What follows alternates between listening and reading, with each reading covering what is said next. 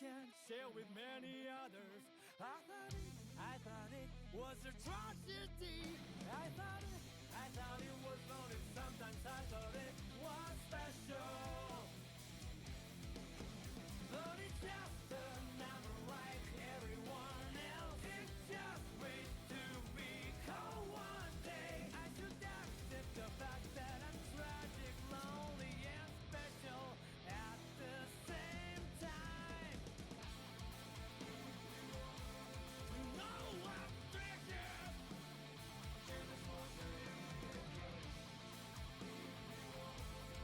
To bear pleasure.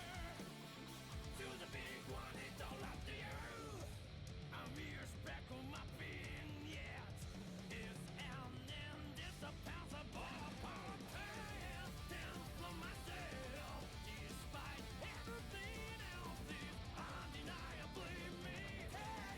Down from myself, if I want to feel it out, life will begin again.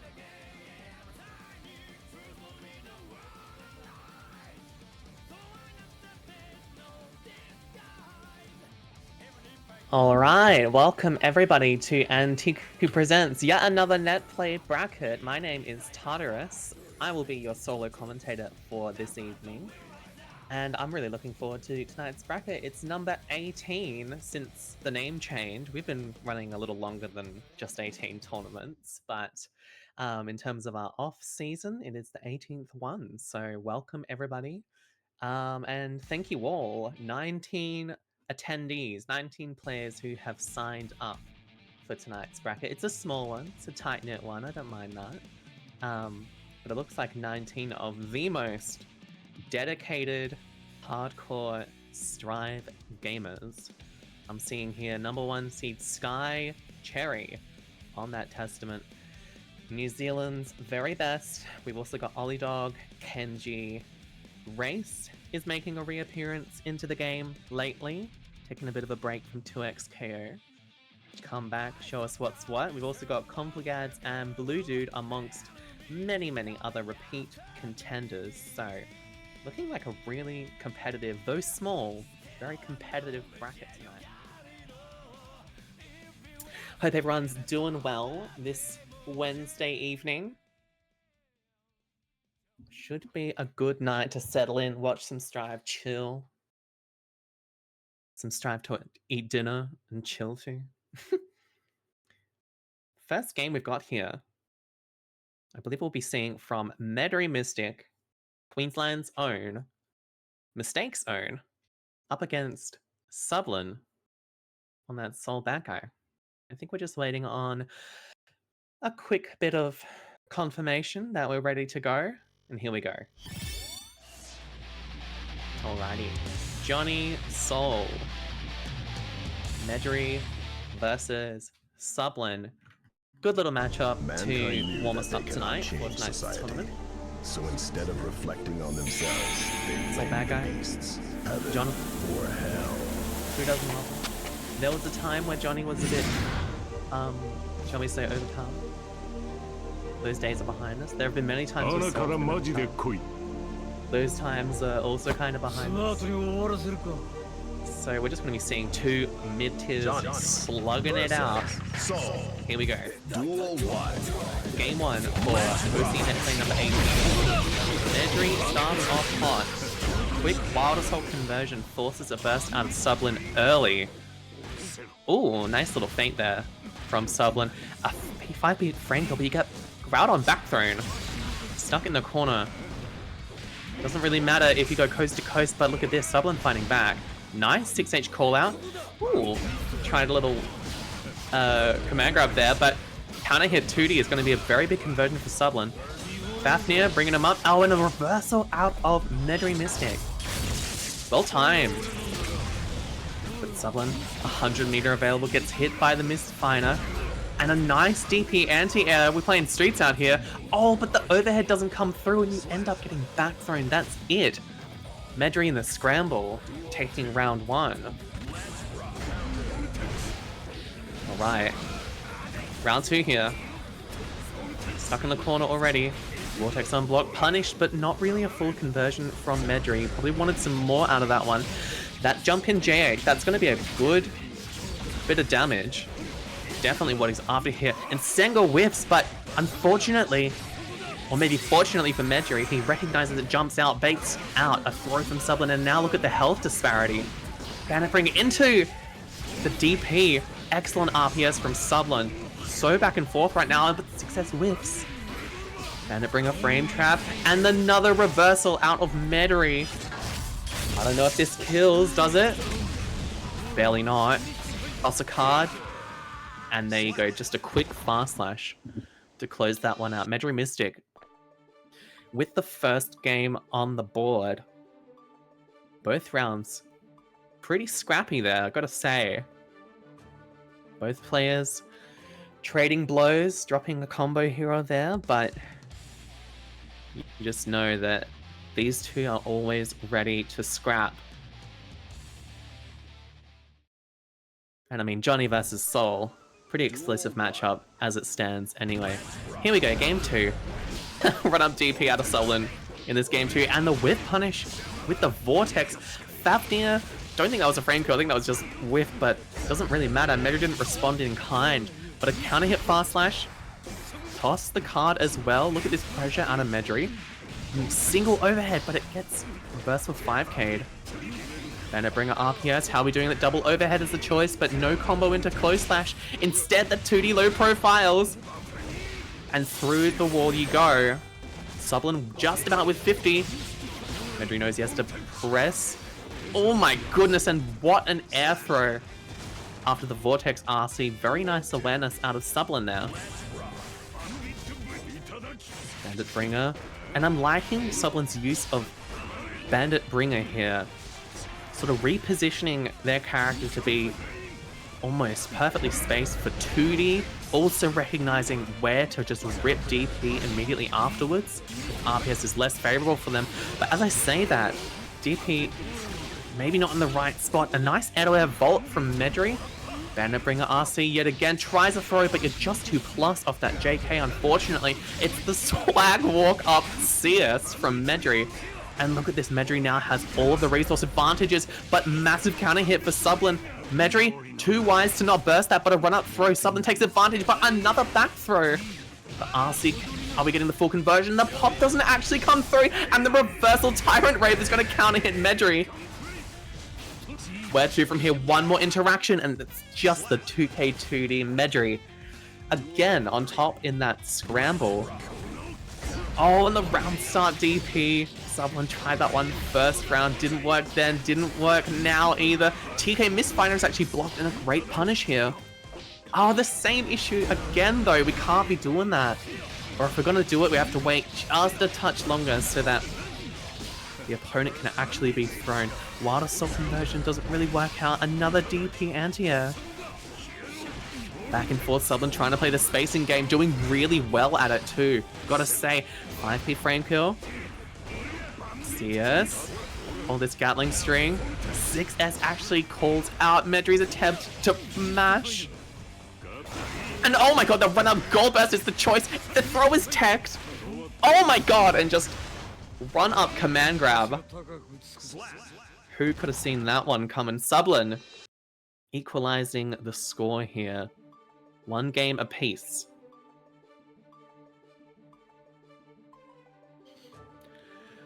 Alright. Really could go either way this set, I have to say. Medri, Subblin, clearly pretty evenly matched. Love to see such a competitive first set in our tournament. Players just having at it. Look at the confidence from Subblin, by the way. Game 3 on deck, just full run-up screen, like running up full screen to the opponent. But look at this, nice conversions out of Medri, and stuck in the corner, 6k counter hits, and it forces the burst from Subblin. And amazing, the whiff 2D. Medri responding too late, so ends up getting called out by the follow-up 2D. Now you're stuck in the corner. Bandit Revolver comes through. 6H RC is the response, but no, that does tumble. Oh my goodness gracious. And punishing the landing recovery with fast slash. Where to from here? Send them through the wall. Great resource situation from Medri, but Subblin is 1 hit away from it, and there it is, 2k2D. Subblin with the advantage in game 3 right now. And I have to say, Subblin seems to be playing a better spacing game than Medri across the board here. Their spacing of 2S and 2D especially are both great, but in saying that, their offense is very exploitable and Medri knows it. Send you through with the Say My Name. That's about the third or fourth back throw we've seen so far. Subblin really good at tidying up those run-up CS OP situations. If they want to close this one out, yes, they have the advantage, but Medri can easily take one back. There we go. Burst immediately. Run-up DP is not punished from Medri, though. Absolute spaghetti going on right now, but 100 meter on both sides and burst for Subblin. Yet again, a DP here. Such bravery out of this player. The reversal super has to be PRC. It's gonna whiff. Counter hit misfire. TK comes through as well. Are we dropping burst here? The answer is no. The combo drops, but the follow-up 5k. Whew. Fortunately saves that round for Medri. Subblin with the wisdom and the foresight to keep burst there in this round 3. And now we're up a health and resource advantage here. Fafnir, frame trap, and the revolver for whiff punish. Fast slash. Tries a jump out, tries a vault out, but Subblin just seems to have the answers here. Oh my goodness gracious. Command grab whiff, so does the opposing throw. Jump cancel, you don't build the burst to bait it. Just the slow walk back. We've got 15. Medri has to be so careful here. Oh my god, and the DP is actually out of range. Burst is gone now. Bandit Revolver, RC, the perfectly timed burst. 6H is blocked but not fully punished. No, oh my god, what is going on here? Meatless Vault, send it through. RC to extend. 6H doesn't. No, please! Please, oh my god! Misfire, no! Misfire on block! Dude, this is not a chill first set to be watching tonight. That was insane. Medri, why didn't you press Misfire OTG, bro? Killing me over here, but in the end, Medri takes game 3, 2-1 up. It feels like 2 full sets have been played. But it's actually just been 3 games, if you could believe it, dear viewers. Not sure how much longer my heart can take of this, so for my sake, I'm hoping Medri wins this one, but Subblin has really been pushing Medri to the limit. Here we go, game 4. Burst gone for Medri, but we have positive bonus available now, and this is looking like a great start for Medri. Burst gone from Subblin on the disadvantage, but can run this corner pressure now. And oh, 5H just barely whiffs. That's unfortunate for Subblin. Double K misfire, send them through another misfire. RC to extend, and the full conversion. Very nice out of Medri. And that puts him on set point here in this first set of the night. Big counter hit fast slash. Starting us off in this round 2. Air-to-air, or anti-air rather, nice little counter hit air combo from Medri, and you're going through the wall. 6H, no super, might have preferred super, but it's not that big a deal. Extremely brave revolver after the wall break, and look at this. Nice anti-air 5P, fast slash counter hit, looking for a burst, looking for something, vault straight into, oh my goodness gracious. Oh, Ivy on wake up.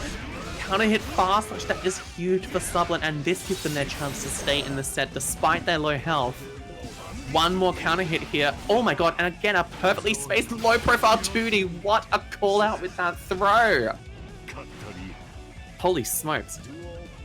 Subblin saying they are not out yet. Medri applying in kind here. Still tournament. Not tournament round, not even close. It's the first set. Relax, relax. It is set point here for Medrimystic. But again, Subblin getting so much value out of these counter hit 2Ds. They're just so well placed. And there it is, counter hit fast slash. This is looking like disaster for Medri. Your throw on wake up gets called out, and hold that shit forever. Oh my god, please! Please, please, please, you can't be dropping those, please. I'm begging you. Oh my god, right as I said hold that. That's crazy. Okay, whatever. Subblin takes game 4. Please, I'm begging you, finish the round. Stop playing with me like this. It's too much. It's too much. My god. This might be the most scrambly set I've seen in a long time. Months even, perhaps. We've got other players who have already finished their sets and moved on to the next, and this one's still going. The chaos endures. And here we go, Medrimystic wants a chance to fight Sky Cherry in the next round, making a good, oh my gosh, making a good case for himself, but unfortunately with that super input, gives Subblin a chance at the driver's seat. The PRC forward throw, great recognition, but for the 4th or 5th time, you get back thrown here, and Senga frame traps, and your burst is baited. Oh, this fighter comes through, the super definitely would have killed, but it's just the walk back fast slash for the whiff punish, and Medri again is on set point here against Subblin's soul. Oh, good recognition to delay those buttons and make that a combo. Bit of strike throw pressure for your Wednesday. Another throw as well. And bringer. JK, excellent match from Medri. That's exactly what you need to be doing at this stage. And the IADJH, that does counter hit, send you through the wall. 6k, no super again, but that's okay. We've got 50 for the post-wall break situation. Here we go, counter hit, missed fighter. Stuck on the wall, super comes through this time. I'm not sure if that will kill, but no, it doesn't. We do have positive though, and Oki to run. How are we going here? Space 2S is the answer from Medri. IAD, gold burst, and oh my god, the anti-air attempt is called out. Hold this corner pressure. Venom revolver! Oh my god, and a timely burst from Medri, but the counter hit anywhere! And we are not dropping those Medrimystic. That round slipped out of his fingers, and now it is final game, final round. This is the first set of the night, people. Please, I'm begging you. I have so much homework to do for uni. 2S post-wall break. This is looking like a great round for Medri. 100 meter. Part of it gets spent. Burst almost available. There it is for Subblin, and drops it on the 2H. Good choice. Gunflame, 50 now available for Subblin. This could be huge. Stuck in the corner. 2k, both of them whiff. And a revolver, mash, mash, mash. Knockdown with the misfire, but the low profile vortex. Oh my god! And the heavy mob cemetery. It's not enough to kill. That scaling was too harsh, but oh my god! For the 6th or 7th time this set. And for the final time, you get back thrown yet again. Medri coming out on top in that first set. Absolutely insane first set to start us off with. Oh my god. I need some water after that one.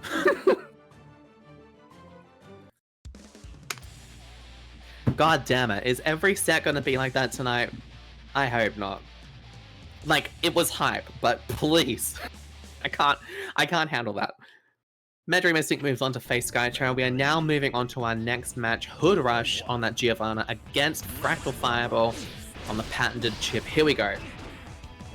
These two regular tournament attendees, often in brackets, often in our ladder series when it runs, and our offline series, Fractal as well, a common Vav local goer.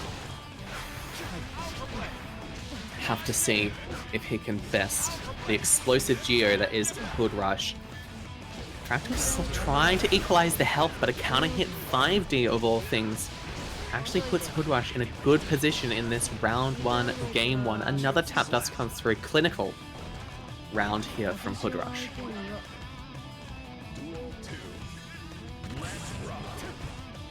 Dash up 2k is the choice, but HoodRush very, very content just to walk back. That is one of their most common round start options. Not just Geo, but HoodRush themselves always represents that on round start for at least a couple layers of RPS. Fractal forced to burst here at a real health disadvantage, runs into the 2D. A good choice to DP in response. HoodRush has been running that strike pressure on Oki. Bursted through response. HoodRush wants it right here and now. but Fractal is making it difficult. Hold these frame traps and these spacing traps. Good lord, what was that? Oh my god, please. I'm begging you, bro. Please. Flying around and shit, good lord. Round a piece here, game 1. Counter hit fast slash is the choice here from HoodRush. 50-meter burst meter for Fractal, but we actually get opened up with that 2S. Such a potent button, that. Now we've got positive bonus here for HoodRush to just run total mixed shenanigans, get the full conversion, and looks for a burst, but Fractal has played these games before, baby. Holds onto it, and is there a chance for him to take this one? We'll have to see. Big counter hit 5H. Tries for some sort of slump, but that ain't how it works, baby. HoodRush. Game 1. Off the back of that counter hit super. Very nice.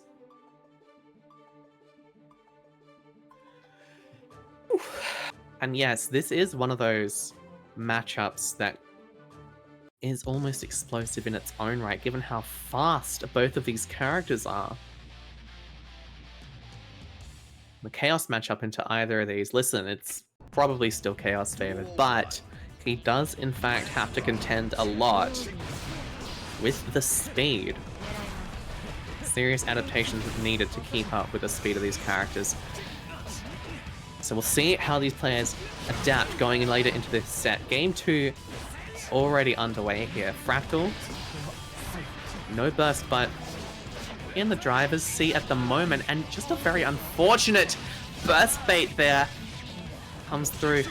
Sends the super as well. That is really unfortunate for HoodRush. We do have meter to play with, but Fractal gets to run Oki here. Backdash is the response on Wake Up. Spaced fast slash leads to a frame trap as well, and Fractal's not dropping those. Convincing round out of the Chipp player. Ooh, nice space 5H there. Very nice with punish. Oh my goodness, and just running that mix on them. And again, the Alpha Blade's really putting in work here. Leaves the combo at CS. And an overhead comes through. And no burst out of Giovanna. There just wasn't really a good time to drop her, and that costs you your life and the game with a perfect round. Fractal very convincingly fighting back in game 2.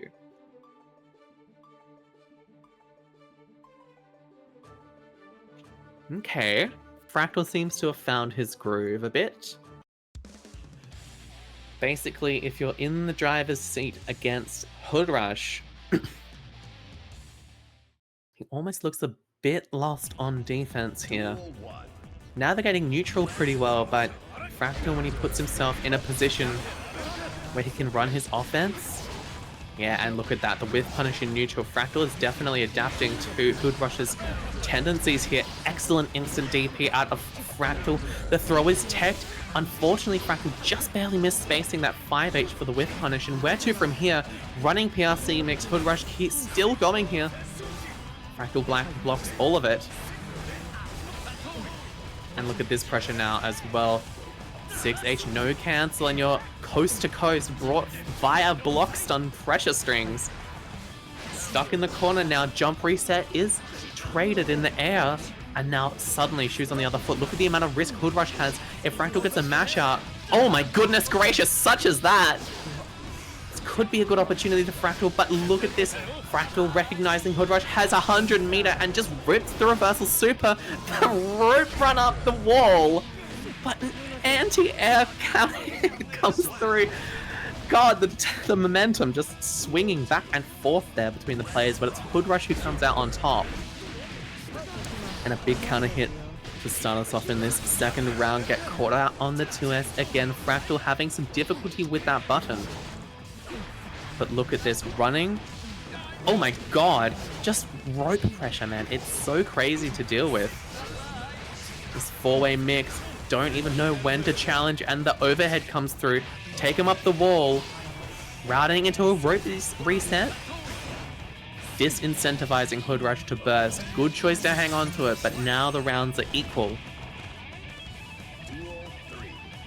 So we really got to make the most out of this burst if you're HoodRush. Nice flip kick. 2S, 2S. Nice little block string, Fractal. Just playing the patient game, but a very nice whiff punish there from HoodRush. Now you get to run your pressure. Oh, what a DP from Fractal. Such good use of Dragon Punch right now, but at counter hit string, it actually doesn't lead to much. We get stuck in the corner and the run-up throw with the RC. We're not dropping that. HoodRush really stealing that game away there. Now up 2-1 against Fractal.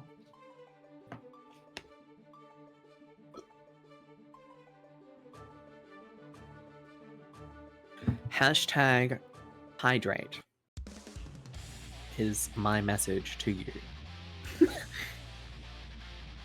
Gotta stay hydrated, gotta stay focused going into this game 4 situation. And as I mentioned earlier, both of these players, they be playing bracket, man. They be running tournaments. Like it's going out of style. So much competitive experience from both of these players, and really both of them have improved so much within the last year or so. It's amazing to see them at this point. HoodRush off to the races in this game 4. Big advantage for them, but a nice IBFD on Wake Up from Fractal. Oh wow, and the PRC into the low. We've been representing high there, but HoodRush 2 steps ahead and now on set point against Fractal. Where to from here? Your 2K, unfortunately, we've punished. Great mashup from FractalFireball. Now you're stuck in the corner, dealing with spacing traps all day with punish traps as well. Oh my goodness, rope, jump it off, keep the corner. And it's not looking good for HoodRush. Yep, the slump as well. Nice smash from HoodRush. Gives them a chance back in. RC to extend and look for a burst. Fractal times it correctly though. And the overhead finds its mark. Fractal not out just yet. But all it takes is a couple counter hits, and there you go as Chipp. Or calling out your backdash. Oh, nice frame kill, but it gets teched. Another counter hit, fast slash. Stuck in the corner. We have 50 on the side of the Geo. Are we going to use it? Big overhead, and there we go. That's the extension we're looking for, but no Wild Assault extension. I think we could have killed. Now Fractal's barely in the game. He says, see you later. And the jump in. Hold this strike throw pressure. Hold this 5H as well. And HoodRush just looking for one more opening. There it is, the jump in. Off the counter hit, JK HoodRush. Just as Fractal seemed to be finding his groove, takes it 3-1 over the Chipp main. Bit of an upset there. Fractal, the 7th seed, HoodRush 10th. Nice to see. A little bit of variety, if you like, in who is going to be contending for top 8. But moving right along, as I mentioned, Grace is in this tournament, has been for a couple tournaments in the last couple weeks, taking a break from 2XKO to stretch the old Guilty Gear limbs. And her character of choice this time around is Eno, primarily, up against another regular bracket goer, that is Vivi, this time on the Venom. Kind of a battle of the what would you say? the greatest random select main of all time against the greatest random select main of today. That's kind of the vibe I'm getting here. Look at that combo. The quadruple JP conversion into the super. Very nice out of Vivi. This Venom is starting to become a pretty serious threat out of her, and not just a pocket pick. Command grab comes through. No full conversion, but all it takes is a tap dance. Very wise from Vivi. She takes that first round.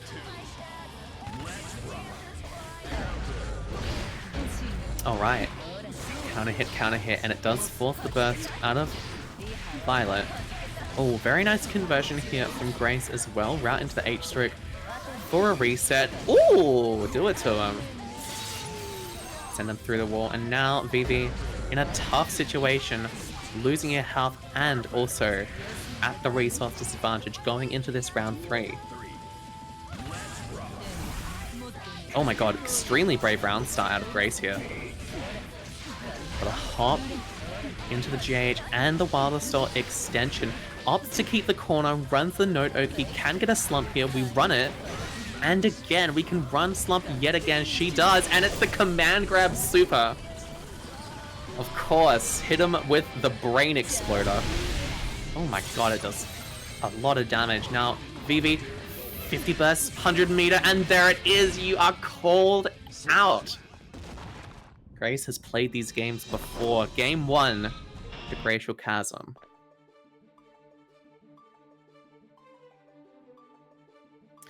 As I was saying, that Venom, listen, it's starting to become a pretty legit threat these days. Vivi really sticking with it. And only representing the Bridget play when she kinda needs to. Tends to be when she's down 2 games and needs a reverse sweep, she'll bring out the old yo-yo. But for now, sticking with that Venom. See how we go going into game 2. HCL is the round star option here. And it's the option for the next 3 interactions as well. Burst already gone. Drop a couple cue balls. Toss them at the opponent, but Grace utilizing that low profile stroke to her advantage. Wild Assault conversion plus the super, just spending all of it. Cashing out. Good backdash from Vivi, but still stuck in the corner, and you get called out by another overhead. This is looking like a runaway set for Grace right now. Pretty tough if you're Vivi right now. Roughly equal burst in this round 2. TK Dive is actually called out with run-up CS. Interesting response from Vivi here. Set play. Oh, tries a command grab, but it whiffs, and now that gives Grace an in here. Stuck in the corner, counter hit CS. And the burst only right at the very end of the combo. Good choice from Vivi, but it's a tough situation. You actually get air-to-air there. Where to from here? You're stuck in the corner. Options out, HCL, stroke, HCL again, and look at this. Great choices in neutral to slowly get her way back into an offensive position. Send them through the wall as well. You've got positive bonus and 50 meter in just a moment. And we can do anything with that unless we get command grabbed. Instant burst from Grace. That is her response. She wants it here and now. And just the spaced 2S is gonna do it. Grace currently outclassing Vivi, I'd say, in the neutral. And secures that game too. Impressive stuff. Very nice. Will we see the Bridget? Is the age-old question. We can generally rely on Vivi to bring out the yo-yo on game 3. But she might just be feeling the Venom tonight. We'll see. Actually, surprise, neither of those options. It's gonna be the Slayer, which I did not know she had. But that makes sense, I guess. Very on brand for Vivi to have a Slayer, I'd say. But here we go. Game 3 here. Grace still on this Eno. Gold burst out of Vivi. 5H actually whips. Very rare. That hitbox is absolutely enormous. But what a confirm into the super from Grace here. Double overhead and the full conversion afterwards. Grace is completely running away with this set. A perfect round to boot. And Vivi has to find, well, not just find, but make a miracle happen with this Slayer. If she wins this game, it's looking unlikely. If she wins, she has to win the next 2 with Slayer. Big counter hit Master's Hammer, but we've got those loops, baby. Never mind, is what that's what I would say. 2S. Oh, and what a throw from Grace. She is ready for those. Barely seen any Slayers in Park these days. 5H whiffs again, just a mistiming of the combo, but we get another reset. Yup, we're gonna slump him again. HCL, Hand of Doom is in the response. Deflect shield, dandy pressure. The super comes out Unfortunately, we have 100 to make that save, and we're just about to get burst on the side of Vivi. How is Grace going to play around this? Air dash, 6p counter hit. There's the burst from Vivi, but your dandy approach is HCL. And a very convincing 3-0 by Grace over Vivi. Congrats to the Eno player. Vivi going down to loser's side.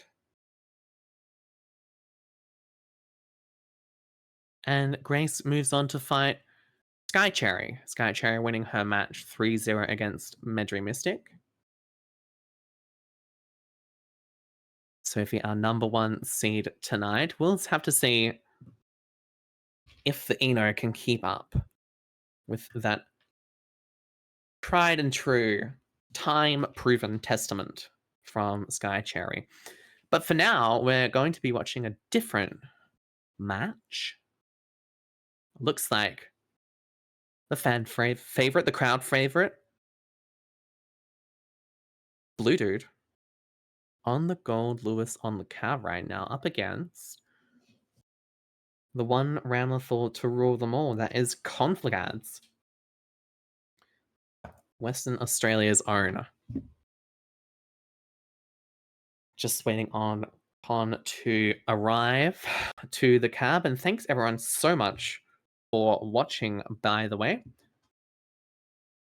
Very excited to be bringing you this Netplay tournament tonight, as well as our ladder series later in the year.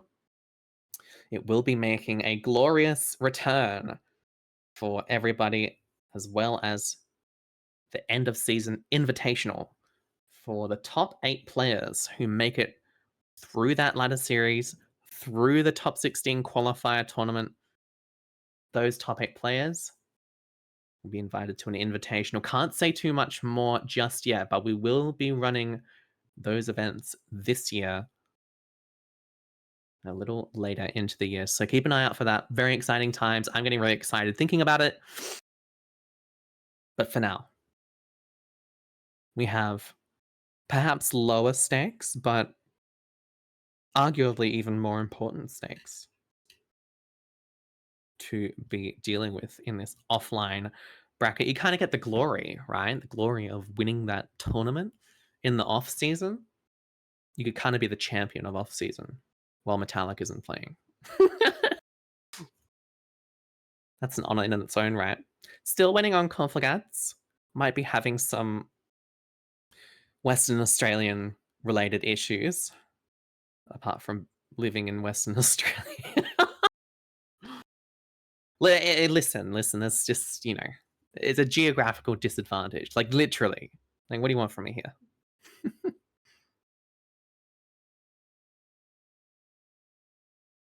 Otherwise, in the rest of the bracket, having a quick look. Looks like Arya Shark is still in our bracket. I believe she's streaming her POV. And she is on loser's side.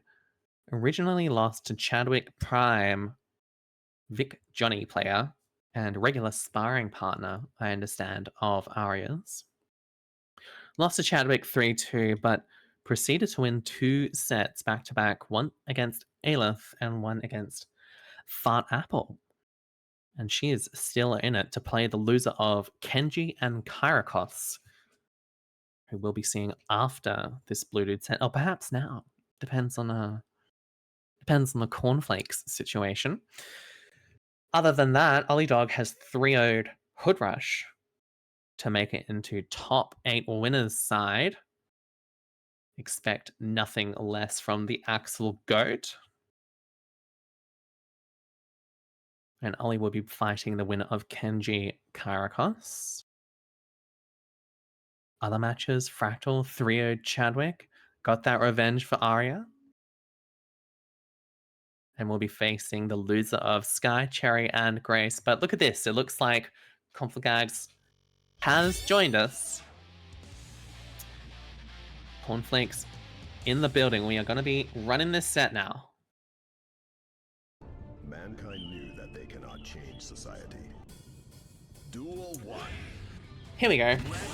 Ram versus Goldie. Talk about an explosive matchup. Talk about explosive players. Bluedude versus Conflagads. And we're off to the races. We've already spent a Wild Assault, by the way. Great conversion by Conflagads, by the way. Off that Record 3 2K extension. I don't mind that one. You get caught mashing. Now you're getting sent through the wall yet again. Mortarbiter comes out, and Bluedude. A bit of a rough start sort of round. Opened up by the sword, and a near perfect round for Conflagads starting off in this game 1. BT round start, finds an opening, but great flash out by Conflagads. Bluedude decides he wants to keep the corner, but actually doesn't keep it for long. Look at this, now you're stuck against ram pressure in the corner yet again. No swords though. Fires a Record 3 for their troubles, but just barely builds. Oh my god, barely builds the meter to extend that. Minigun, send the drone as well. Toss a sword and it's gone now. Now we are positively swordless. But look at this, Conflagads just knows how to run swordless pressure, and it kind of looks like Bluedude's a little lost here. Great conversion from Conflagads to take game 1. Clean, swift games. Compare it to like the first set that we watched, Medri versus Subblin, where both players were scrapping it out, fighting it out. They went to final game, final round. These guys though, they know exactly which routes to opt for to get the most mileage out of their combos. It's really good to see. Also makes for a quicker set, generally.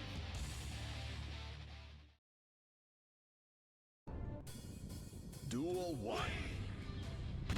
Okay, game 2. Here we go. Try an air BT for your trouble, try a Wild Assault for your trouble, but again, Conflagads just out of range here. Playing a bit of a better spacing game, I would say, than Bluedude, but what do you really do here as Goldie? The run-up midless throw comes through from Conflagads, and now you get back thrown. Here we go. This could be Bluedude's opportunity to run some serious pressure, but it's just YRC'd, and instead, you're caught backdashing. Coast to coast, stuck in the corner yet again. And Wild Assault is the try. This one does actually work out, but your throw attempt gets teched and you get counter hit and spaced 5H. Conflagads just really utilizing Ram's effective range in a great way, in a way that Bluedude is seemingly a bit uncomfortable navigating. Oh, Record 2, no cancel. Good choice there from Conflagads. Very brave, but has full confidence in that RTS situation, and it works out for them. Now we've got positive bonus and full burst meter to work with. We're dealing with ram pressure in the corner, JP, and the tap dust RC. Great resource awareness from Conflagads. 6H. Splat, send them through the wall. One more touch is going to do it for Conflagads, and this just looks so dire here for Bluedude. What a tough start to this set. Or if you're Conflagads, a great start. That's game 2 on the board. Really convincing so far.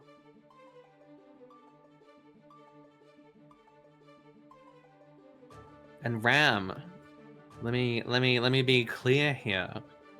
Frustrating character to fight. Very overwhelming in many ways. So I get it. I get what it's like dealing with that. And Bluedude says, you know what? I don't even feel like playing Goldlewis today. If I'm gonna go out, I'm gonna go out on my own terms on the Blue Soul. Here we go, round start 6H is the try. And we're just going to try and have a bit of fun with it. Here we go. Bandit Revolver on block is fully punished by Conflagads. Nice backdash from Bluedude to avoid the rock. Okay, that was fake. Game 3. Well underway. Gunflame, Kara Gunflame in neutral. That is the Blue Soul special. But here we go. This is the Conflagads special. Send him through the wall with 100 meter. And Yet again, a dire situation here. What do you even do? You press YRC is the response into the Tyrant Rave. That's your answer, but it is blocked. And spaced out. Conflagads on set point here. On track for a very clean 3-0. Bluedude really has to make a miracle here happen. Burst is already gone. Vortex is tried, but punished.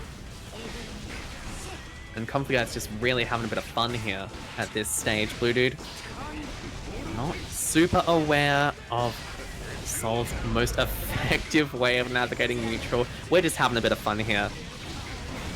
But Conflagad's definition of fun is taking a set 3-0, baby.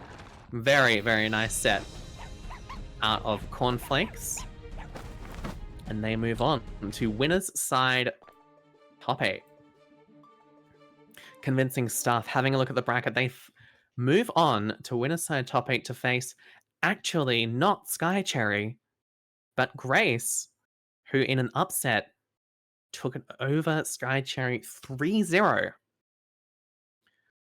What an upset that is. That's seed 8 over seed 1. Very, very impressive from Grace. And Sky Cherry, if we know anything about her, she will bounce back. But she has to get through Fractal first. And the loser of that set, Sky Cherry Fractal, will be out of the tournament before top 8. That is tricky. Can't lie. Well, here we go. We move on to our next top 8 qualifier match. This is Mr. Kenji up against Kyriachos, and it's going to be Slayer versus Nago. Both of these players have at least 2 characters under their belt. Kenji with the Slayer and the Happy Chaos, and Kyriachos with the Nago and the Pod. Pretty sure they also have tertiaries, but they escape me right now. But what doesn't escape me or anyone else is this Nago pressure. So difficult to deal with. Spaced 6H. What a great start to this game 1 for Kyriachos. Oh, BRC overhead is actually chicken blocked, but doesn't really matter in the end. This round looking like a little bit of a write-off for Kenji. Tries a mapper hunch for their trouble. Actually works out. Space 2H as well. Pile bunker PRC, good choice. And good awareness, but the reversal super comes through and boom! See you in the next round, kid. Very nice. Great reaction from Kyriachos there. And yes, this is the certified vampire match up. Oh my goodness, tries to throw, but it's pulled out. The stray 5H as well. Look how little health you have now. Just a little bit of risk is all Nago needs. 6H. 1 5H is gonna do it. The Wild Assault fully charged and the super jump in. 2K2D from Kenji is their try. The P-Dandy. Kyriachos was ready to throw it, but just a weird spacing situation here. Keep the corner and another P-Dandy. Kenji loves cancelling into that off 2S. And just 2 of them are enough to actually swing that round quickly back into Kenji's favor. It was looking pretty grim there. Kenji made it happen. Backdash. Corner pressure. Round 3 already underway here. These players playing so quick. Nice jump out by Kenji. And now they are in the driver's seat. Big counter hit. Anti-air. Catches with the 2S. What great routing from Kenji. And we're going to get the sweet spot here, I think. Oh my god, just left with a sliver of health. Oh, tries a super. Is this safe? No, it is not. That ain't no safe jump, and Kyriachos has to make something explosive happen here. YRC, Mapper Hunch, it is FD'd, though great recognition by Kyriachos not to get chipped out. Oh my goodness, another YRC comes through. Could be anyone's game here, trying a stray 5H. The Mapper Hunch is actually blocked and thrown. 6H space, Wild Assault as well, and the throw from Kyriachos. Unrelenting pressure from this guy, and on the brink, on literally a pixel of health. He brings it back. Excellent awareness from Kyriachos there, and that's just game 1. Amazing. Both of these players, by the way, such massive, quick improvement arcs. in the last year or so. So big shout out to both of them. They are absolute tour de forces, forces of nature in OCE these days. And seeing them go up against each other is a real treat. Game 2. Here we go. Your throw whiffs. Your counter hit punished for it as well. We're on level 3 blood here. Tries a reset throw. Oh my gosh, and look at that. Opts for the K dandy instead of the P dandy from Kenji. Nice adaptation. Keeping it a little bit more reserved. Opting for a little bit more space, but the double Fugo bite. See you later. Oh my god, Fugo back. Beyblade, that is the Nago classic round start, and now we get to party. Send all those specials. Yeah, see, this pressure is really challenging to deal with. Level 3 just now, and a great mashup by Kyriachos. Walk up CS, so much confidence out of this guy. No RC, that's just how confident he is that he's gonna keep the corner, and Kenji's not gonna reply correctly. Oh, and the stare down. Space 2D, but you get called out with the 6H. Pure confidence from Kyriachos right now. This guy just does not blink in the face of any sort of pressure. Kenji now has a reverse 3-0 situation on his hands.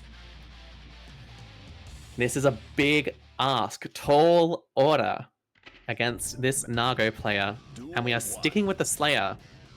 Not considering going to the HC, it's going to be Slayer all the way, but here we go. Game 3 already underway. 2 throws, and you get counting on the 3rd RPS. Where to from here? Now, Kyriachos in the corner, but it's really not feeling that dire. Oh, what a backdash on 2H! And a great conversion as well. One straight 5H is going to do it for Kyriachos. Kenji knows it. He's looking for his in, and that's going to have to be it. It's all blocked though. IB from Kyriachos as well, and they just block it. The pure confidence out of this guy. The patience. And now that puts him on set point here. Looking like a convincing 3-0, but Kenji, I've seen him come back from worse. And this is a great start for him as well. Oh my god, but just so ready again to backdash that 2H. That is excellent counterplay that I really haven't seen applied by many other players. Kenji, I think, as well, is struggling to keep up here and adapt their own offense, but even just getting in from neutral without meter, basically impossible. Kyriachos just returning to neutral whenever he wants. Burst is off the table now, and an anti-SC as we look for the burst. First OCE burst bait of the night, perhaps. I think we've had a couple so far, but 5D, RC, you get whip punished by it. Yep. Oh my god. Instant overhead comes through, and Kyriachos, in very convincing fashion, 3-0s Kenji. Also an upset, at least logistically or numerically speaking. Kyriachos 6th seed, Kenji 3rd.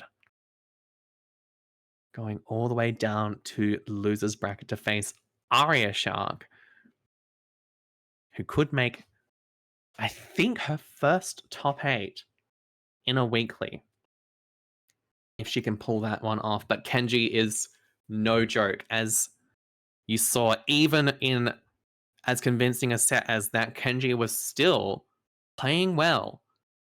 It was just a matter of Kyriachos really controlling neutral excellently and not letting up on their pressure either.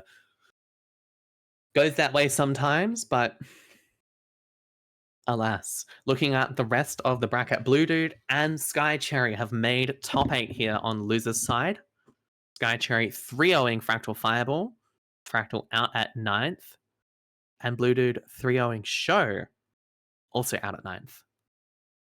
So this top 8 is shaping up to be pretty exciting. Our next match, I think we're going to be seeing Grace versus Conflagads, but I'll just wait to confirm that. Either way, one of those top 8 winners side matches is going to be Grace versus Conflagads, And Olliedog up against Kyriachos after his win over Kenji. Then down in losers, we're seeing Bluedude and Sky Cherry. And 2 of the following 4 players. That is Kenji, Arya Shark, HoodRush, and Vivi. Have to wait and see how that one plays out. Been a good bracket so far, as I mentioned. 19 players, but 19 of the most dedicated tournament players that we regularly have these days. Very nice to see. Lends itself to perhaps maybe higher quality matches a little bit. It's a nice viewing experience. Don't mind it.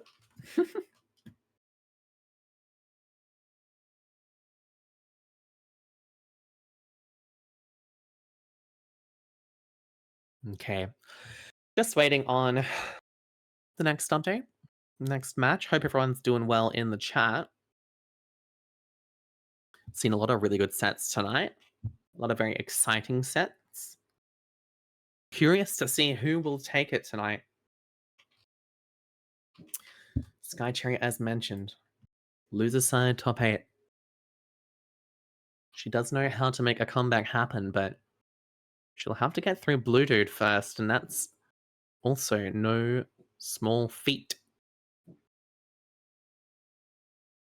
Other contenders, Olliedog, the Ollie Goat, seems to be on fire. Hasn't lost a game tonight yet, by the way. A double 3-0 set to get into winner's side top 8. Grace seemingly on fire tonight as well on that Eno. Just such unrelenting pressure and very active neutral play that we saw up against Vivi in an earlier set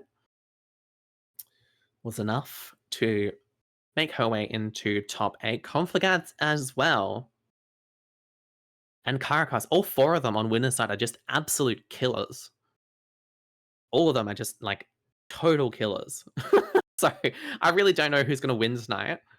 I haven't seen Olliedog play tonight. Maybe he's absolutely like on another level. Maybe he's playing a little worse than usual. Who knows? I guess we're going to see eventually. And then on the other side of the bracket, could be seeing HoodRush top 8. Was playing well into Fractal in that 3-1 set.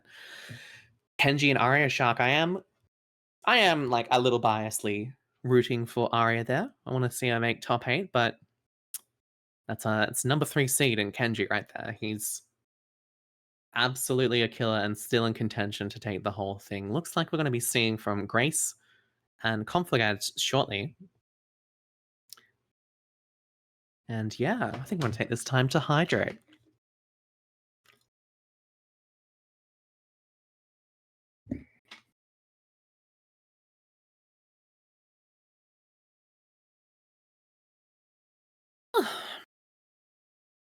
Gosh, I'm back at uni these days. It's rough out here. It's rough. I'm doing property law this semester. Whew. That shit's crazy. I'm also doing evidence, which is kind of cool. It's a fun subject. It's kind of it's structured in a way where we study just one case, but the whole course unit is like you uncover clues about the case as it goes along. So it's kind of like a fun little mystery subject. And then I'm doing some other subject. I think about public law or something. There's a lot to do, but alas, we trudge verily on. Okay, Conflagads after a short delay is in the building. Here we go. Top 8, winner's side. Playing for winners finals.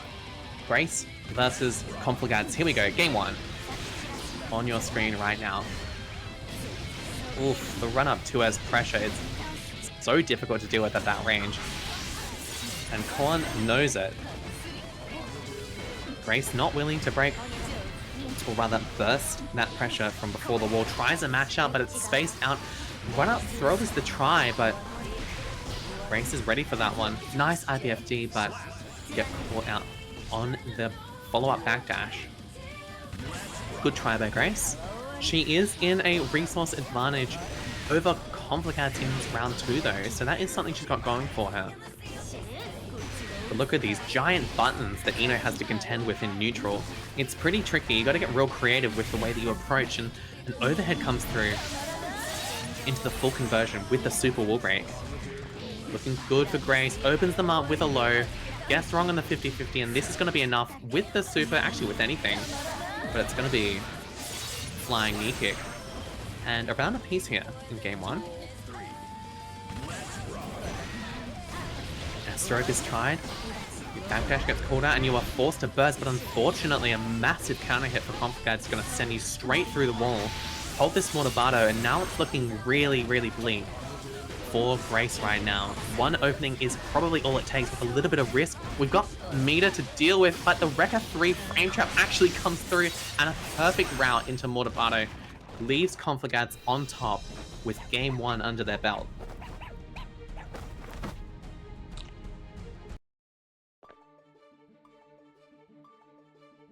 Convincing stuff. Look how quick these rounds go, by the way. When you fight Conflagads, all it takes is 1 or 2 errors, and seemingly that's it. Conflagads has really been varying their pressure quite well, I think. Especially with their frame trap routes to call out. Call it on out. That they cannot change society. Any sort of Instead opponent reflecting on attempts. themselves, they blame the beasts. Is IB throw not a punish? I got no idea. I think Wrecker 2 was just slightly spaced so that throw width, but truthfully I have no idea. Oh, great width punish by Conflagads. A little bit of neutral, baby, but it's going to end immediately after that counter hit 5H. Getting deja vu right now, send him through the wall. Grace close to 50, but not enough. Flex shield. Ram normals are still in range after the flex shield. That's cooked. And that round going to Conflagads. Burst already gone. Korn insistent on keeping their lead here. Nice knockdown. No Oki to boot as well. And now you're going through the wall. Looking good here for Grace. H-stroke actually splats. Doesn't slump, but it's fine. Oh, nice deflect shield to make the 6H with. Flip, pressure, another deflect shield, but again, doesn't work out for Grace here. That sword this time sends them all through. Flip finds its mark as well, and we are getting the full conversion. Not quite enough to kill though, and a chance here for Grace. Reversal super is called out, but your backdash, you have to BRC. Good awareness from Conflagads. And a run up 2S. Jeez, that button is brutal. Conflagads, game 2 here. Absolutely running away with it right now. Just every game that this guy is playing is just so convincingly taken over the opponent. And these are great opponents. These are really skilled opponents in our top 8 winners, but Korn just has their number, I guess. Here we go. I mentioned the greatest random select main of all time earlier, and here we are seeing the old flame, Happy Chaos, out of Grace. This matchup, I've got certain feelings about it. Oh, look, it's probably even, but, like, secretly not. It's actually round favored, but anyway. But this is going to be the try here. Grace has to win 3 games in a row with this Happy Chaos against such a threat as Conflagads' Ramlethal, if she wants to make it into winners semis. Big ask here, especially in the post-wall break situation. No real safe jump Happy Chaos has to deal with that. Unfortunately, the gunshot doesn't combo, but we do recognize around to get concentration back. Nice 2K2D. No shot confirmed, but it doesn't matter in the end. Steady aim is gonna do the job. And this is a change of pace for Conflagads. He'll need to adapt to. Great success starter here by Grace. And a perfect jump out as well, wasting no time there. Very critical choice by Grace to jump out. But look at this. Conflagads. Oh, the pressure just coming through. PRC on that to keep the pressure going after the 6H on block. Great choice. Doesn't get a full conversion, and your throw actually is misspaced. And the wall-to-wall from Grace. She's still got it on this Chaos. We've got 50 to play with. What are we going to see on Oki? We could do a side swap. BRC JD? Yeah, that's the try! But unfortunately, it's just slightly mis-executed. 2S is actually out of range. But so is Goldburst, and you get whiff punished. There we go, game 1. Going over to Grace, or the first game, rather, to Grace. This is game 3 that she just won.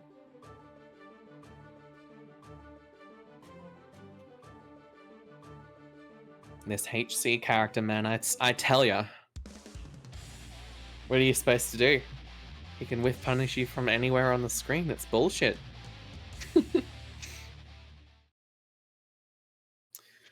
This is a good showing from Grace so far. You do need that win. You do need the next 2 as well. But Conflagads has another.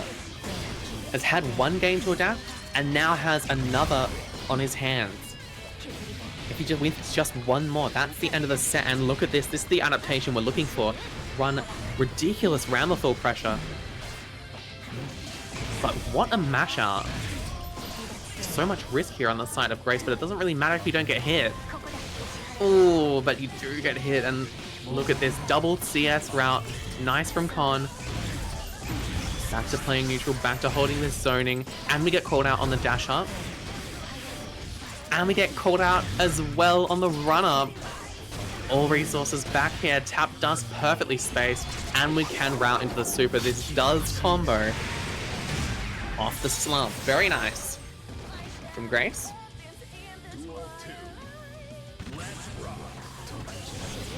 Dash up. Grace feeling a lot more confident, it looks like, on this character in this matchup.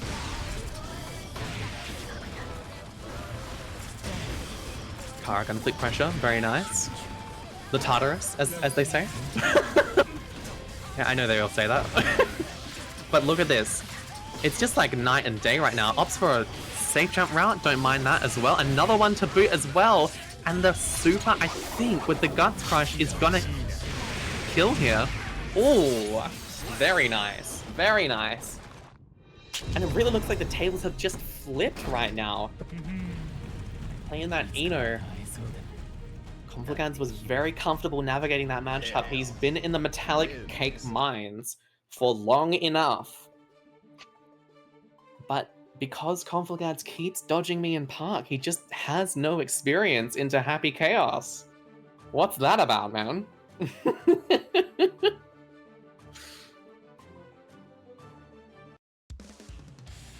I was so mad. I'm not mad, I don't care. But he does dodge me, and look at what's happening. You go too long without dealing with 5D with gunshot, and suddenly, you know, it all just ends up like this. Grace with the resource advantage in game 5 here. It's tied up 2 apiece. And Grace has been really convincing on this Happy Chaos so far. Sledged to make a reverse sweep happen. Perfect routing as well. Recover both resources. Conflagads doesn't even have meter for a reversal Mortabato, unfortunate. So we can run this IAD pressure. Just choose to return to neutral. Good choice by Grace. And a run up 2K as well. It's so able to deal with reset. And the burst in the corner to call it out. Just wants to keep the corner, and it works out. Conflagads caught mashing, and Grace on set point on the brink of a reverse 3-0. Look at this, great start for Grace. Reverse, have dust as well, run the slumps. Run the 50-50 as well, but you can't be deflect shielding like that, white boy. Doesn't work like that. Tries a F-Shiki, Doesn't work out, but the backdash, the 5k, this is looking so convincing from Grace right now. And Conflagads now on the back foot, looking really lost. How do you even navigate this pressure? You just don't. Send him through the wall. Oh, doesn't get the wall splat route, that's unfortunate. Gives Conflagads just one chance, one opportunity. 10% luck, 20% skill. Wait, that's a different song. Whatever, sending him through the wall now. Conflagads, no, actually drops it in a panic state. But the PRC 2S, and that's exactly what you need in the clutch situation. Final game, final round between Grace and Conflagads. Winner of this game goes to winners semi-finals in this tournament and tries to lay pressure for their Trumbull, but Conflagads, a flip, calls out, you had the gun out, so you actually get hit, and the IAD in, and now suddenly Conflagads is on track to be winning this game. Your backdash gets called out by the flip, and a full conversion as well. Send him through the wall, and it's one counter hit away for Grace. She has to play this perfectly if she wants to win. The run-up 2D, 2K is the option. Tech comes through, flip RC, YRC in response. It's so back and forth, so active right now. Who's gonna take it? It's Gold Burst in response by Conflagads. And we've got 15 minutes to play with. One hit is all Con needs, and there it is. IAD, BRC, Conflagads in such a panicky scramble. Barely edges it out over Grace, denies the reverse sweep from happening, and moves on to winners semifinals. Netplay tournament number 18. That was a great set we just watched. And Grace nearly made it happen. Those first two games, games 3 and 4 on the Happy Chaos, were so convincing and they were looking so good. And it still looked really good in game 5 as well, but Conflagads just woke up in the end and fortunately came out on top. Grace, well played, but moves on to the losers side of the bracket. We are now diving straight into our next game. Olliedog versus Kyriachos here. And this one is gonna be a banger. Kyriachos, I mentioned before on that Nago and Pod, but actually has a tertiary in the soul. And the Ollie Goat running that axle that we all know him and love him for. Here we go. Olliedog vs Kyriachos, game 1. And this is all too familiar a sight if you've ever fought Olliedog. Keeps the space, opens you up with a couple Rensons here or there, and now you're in the corner, but Kyriachos with a great jump out and a call out on the backdash forces a burst from Olliedog. Run the mix. 2K finds an opening. 6H is tried, but Olliedog's jumping out. Run up. CS is gonna find a massive counter hit for Kyriachos. Clean hit, Volcanic Viper. Barely not enough to kill. All it takes is one hit. Yup, the JK comes out. Kyriachos navigating that very, very well. Big counter hits.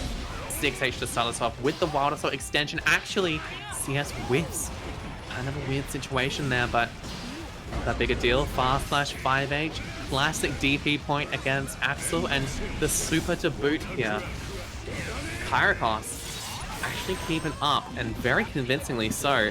One more opening is all he needs.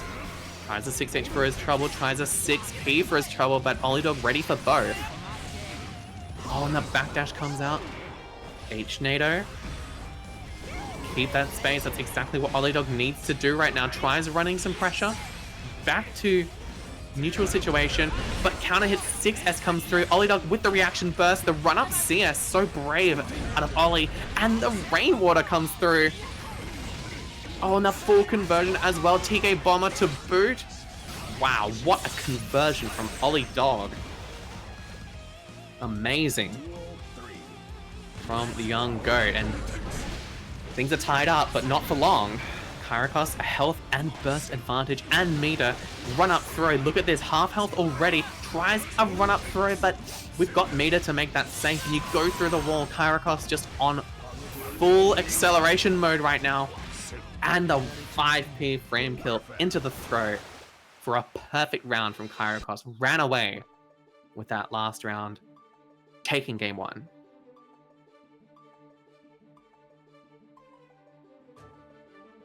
Very nice. Didn't know Kyriachos' soul was built that way, I'm not gonna lie. Really just navigated Ollie's pressure kind of with ease, I'd say. At least in that game 1. Have to see how Olliedog adapts in game 2. But assuredly, Ollie will adapt. He is far too experienced, far too skilled a player to not. And look at this.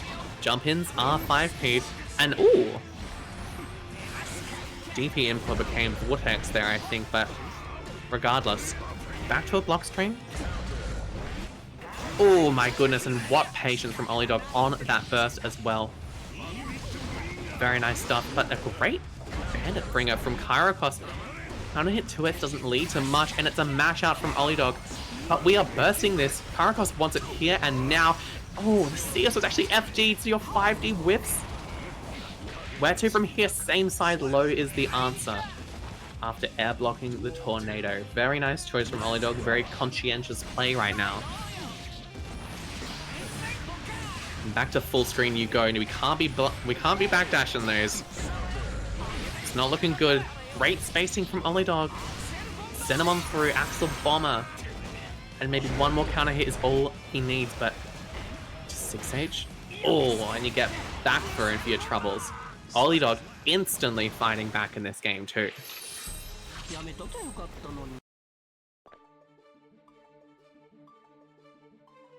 Very nice, very nice.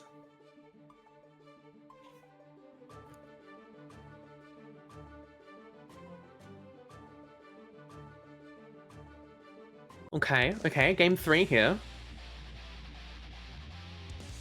Going into it, looks like we're sticking with both picks. Olliedog does have a pretty competent bedman. And as we've already seen, Kyriachos, very capable Nago and pot main, but prefers the mobility out of the Soul pick, I think, into the Axel matchup. And yet again, the same interaction happens exactly as it happened before. Game 3, a bit of deja vu here. Oh, we can't be backdashing those. You might actually be dead. Yep, the time stop comes through. And of course, it's the TK Bomber to close it out. A perfect round for Olliedog. Where to from here? Kyriachos kinda has to make or recover his confidence, I think. Pyro DP is the route choice here, keeping the corner. Don't mind it, but from here, where to? Bandit Bringer is the response. Counter hit means you don't have to RC, you can save that for a backdash BRC overhead. Clinical from Kyriachos there. Excellent pressure and excellent navigating that neutral situation. Vortex round start brave, but maybe that's what Kyriachos needs. Needs to recover that confidence, especially after the whiff wild throw. Oh, the DP actually clashes with Rainwater. That's the Axel classic.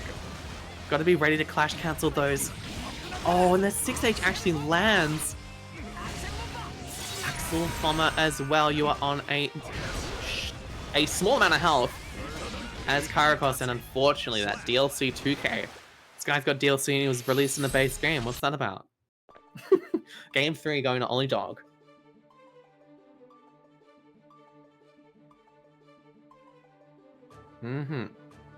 Are we going to see a character swap from Kyriachos? Could be an option here. I think the Soul is doing well, but maybe just as a matter of switching gears against your opponent? Or going back to something more comfortable? It was on the table, but Kyriachos says no, it's Soul all the way.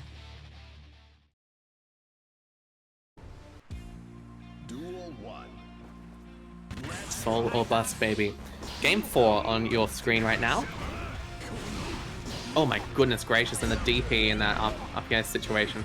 So high risk for not huge reward, but hey, still got the opponent in the corner, flossing the burst out of Olliedog as well. That's a much more favorable outcome. Blocks the 4-way off the tornado block as well, and a run-up 2D is the choice, but no proper conversion out of it. That's tough for Kyriachos, but we do have full resources to play with. We just have to find some way of getting in. Vortex is called out by Olliedog though, and what a shout. 4-way, it's blocked yet again. Still sort of in the corner, but Kyriachos hesitates just a fraction. And this is so difficult to deal with. Olliedog has you exactly where he wants you.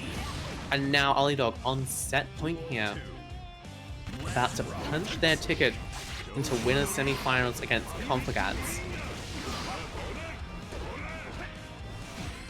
Kyriachos, strike throw pressure. What a 6P to call out that jab from Olliedog. Really critical moment there. But in saying that, Olliedog just jumps out, forces the situation to be back in his favor, goes back to neutral, finds an opening off a counter hit. Nice DP from Kyriachos, and Tap Dust RC is the choice. Nice one from Kyriachos. Mix it on up on them. Keep them guessing. Bandit Revolver. Not in range for an RC, unfortunately, but look at this, so close to opening Olliedog up, yet so far. And yet again, the backdash for the third time is called out with the cherry pop. Olliedog is looking a touch shaky there in that first game, but he wakes up, makes the set happen. 3-1. Very nice stuff from the GOAT. Kyriachos still in the game, still in the tournament, but now on loser's side to face the winner of Skycherry and Bluedude, which I think we're going to see now, which is exciting. First time we'll be seeing from Skycherry tonight, which is always a treat.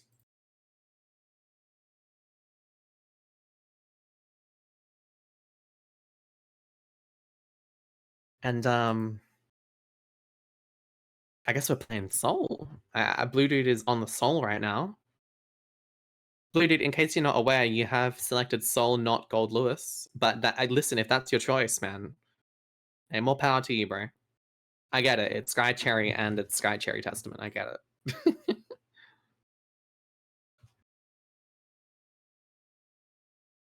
Just waiting on Skycherry to join us. If you've just tuned in as well, first of all, thanks for watching. We are Antiku FGC. We are an OCE fighting game organization that regularly runs online and offline brackets for Guilty Gear Strive and a couple other games as well.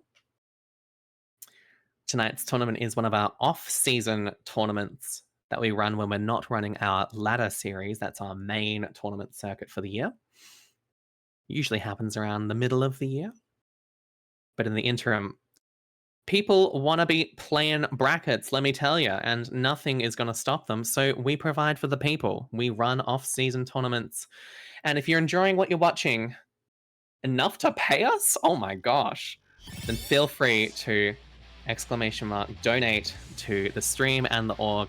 All of your funds go back to you in some way or form, whether that's better equipment, better experiences at locals, online, digital assets, you name it, goes back straight to you if you're feeling generous. But here we go. We're getting into a set here.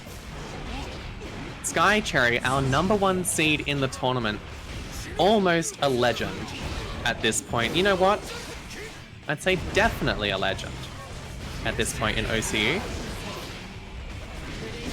Almost the one Testament that could, you know? We've had so many great Testament players in this region so often, but Skycherry is really the one that has been able to bring it all together into tournament wins. She is the most successful Testament player we've had so far, and Bluedude is feeling that truth right now. Perfect round here for Sophie in round 1. Bluedude, by the way, must have heard my cry for help because we're back on the goalie and not running that Soul anymore. The blue Soul will have to wait, perhaps still a game 3 situation, but a very timely Wild Assault puts Skycherry in the corner.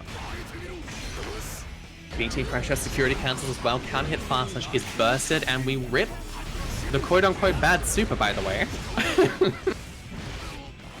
Skycherry, actually the tumble leaves her in a somewhat favorable situation there. Now she gets to run her pressure again. Stain applied. Good pop, just running Gatling pressure. I don't mind it, but we do have Wild Assault on the side of Bluedude. Always have to be conscientious of that against Goldlewis, and especially against Bluedude. But Skycherry playing a really perfect spacing game, I say that, and Bluedude finds the in that he needs. The instant overhead with the JK, it's not a full conversion. We don't recognize we can RC. Deflect Shield is the choice from Skycherry. Extremely brave, but nothing a security cancel can't sort out. Around a piece here. And reminder, this is losers quarters. Or is it losers eighths? I always forget the difference. One of them's further along. I think it's losers eighths. Basically, the loser of this match is out of the tournament. And right now, Bluedude is really trying to punch his ticket to keep going further into this bracket. Skycherry, #1 seed. As I mentioned, the minigun comes out, but Artisan is on deck here. I think, yeah, there it is. Caught between a rock and a hard laser. Bluedude takes that first game.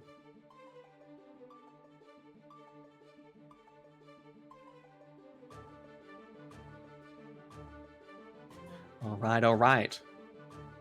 So, let me spell it out real quick. If Bluedude wins this set, that is going to be a major upset. It's already been a major upset from Grace 3-0ing #1 seed, but if anyone can come back through losers in this tournament, it is Sophie Skycherry on her patented Testament. I have high hopes, but Bluedude, no spring chicken. Played this matchup once or twice before. He's played these games before. And look at this, run up throw. Ooh, Air BT actually whiffs there, and not a great situation for Bluedude. No Wild Assault to go further, but the double BT is actually a response. Minigun is just barely blocked by Skycherry, and a very timely 2K2D. The reset comes through. RC extension, we're caught pressing though. And Skycherry knows the exact optimal route there to lead to a kill. Very nice recognition from Skycherry.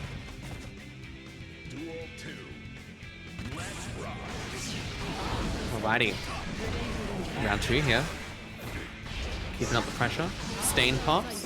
It's kind of all you need to focus on here, as well as that Wild Assault. This time Skycherry ready for it, and for the miniguns as well. Bluedude just trying anything to get himself in the game, but all of it is failing. The RC extension as well. The 2K just barely whiffs. I really thought that was gonna work, but the tap dust is IRC'd. This pressure from Skycherry is just immaculate right now. All she needs is one hit, but Bluedude finds a way in with JD. I think she tried to anti-air with 6P before, but it just doesn't work out in this situation, and the fast slash is the response out of Skycherry. Very timely from the Testament main. Ties the setup 1-1.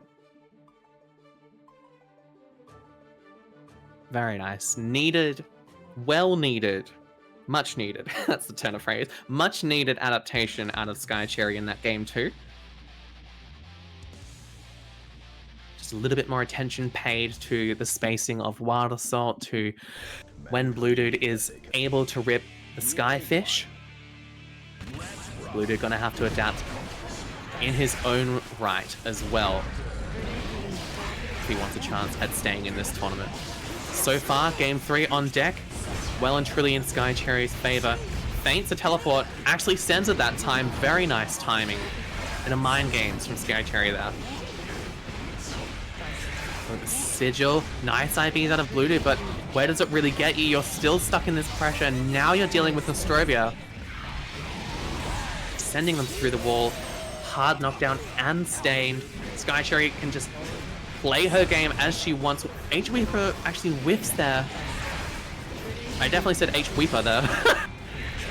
Nice deflect shield, but unfortunately, the fast slash comes out, the stain pop comes through, and the super as well. No follow-up button needed. And here we go. Skycherry is really off to the races right now. Very nice extension. Teleport just to get a little bit of meter as well and look cool doing it. Oh, and your backdash is called out with the 6H. And what an excellent recognition by Skycherry there. Did you guys see that? The recognition to route into Crow there. Oh my god, Skycherry is just the GOAT. Oh my god, and the spaced Arbiter Sign. It deals with everything. It recovers in time. It's spaced to deal with Gold Burst and the Whiff Punish as well. Sky Cherry, absolute expertise on this character. On display right now, just amazing. 2-1 is the set count right now, and Bluedude really needs to make some serious strategic shifts here if he's going to keep up with this kind of gameplay.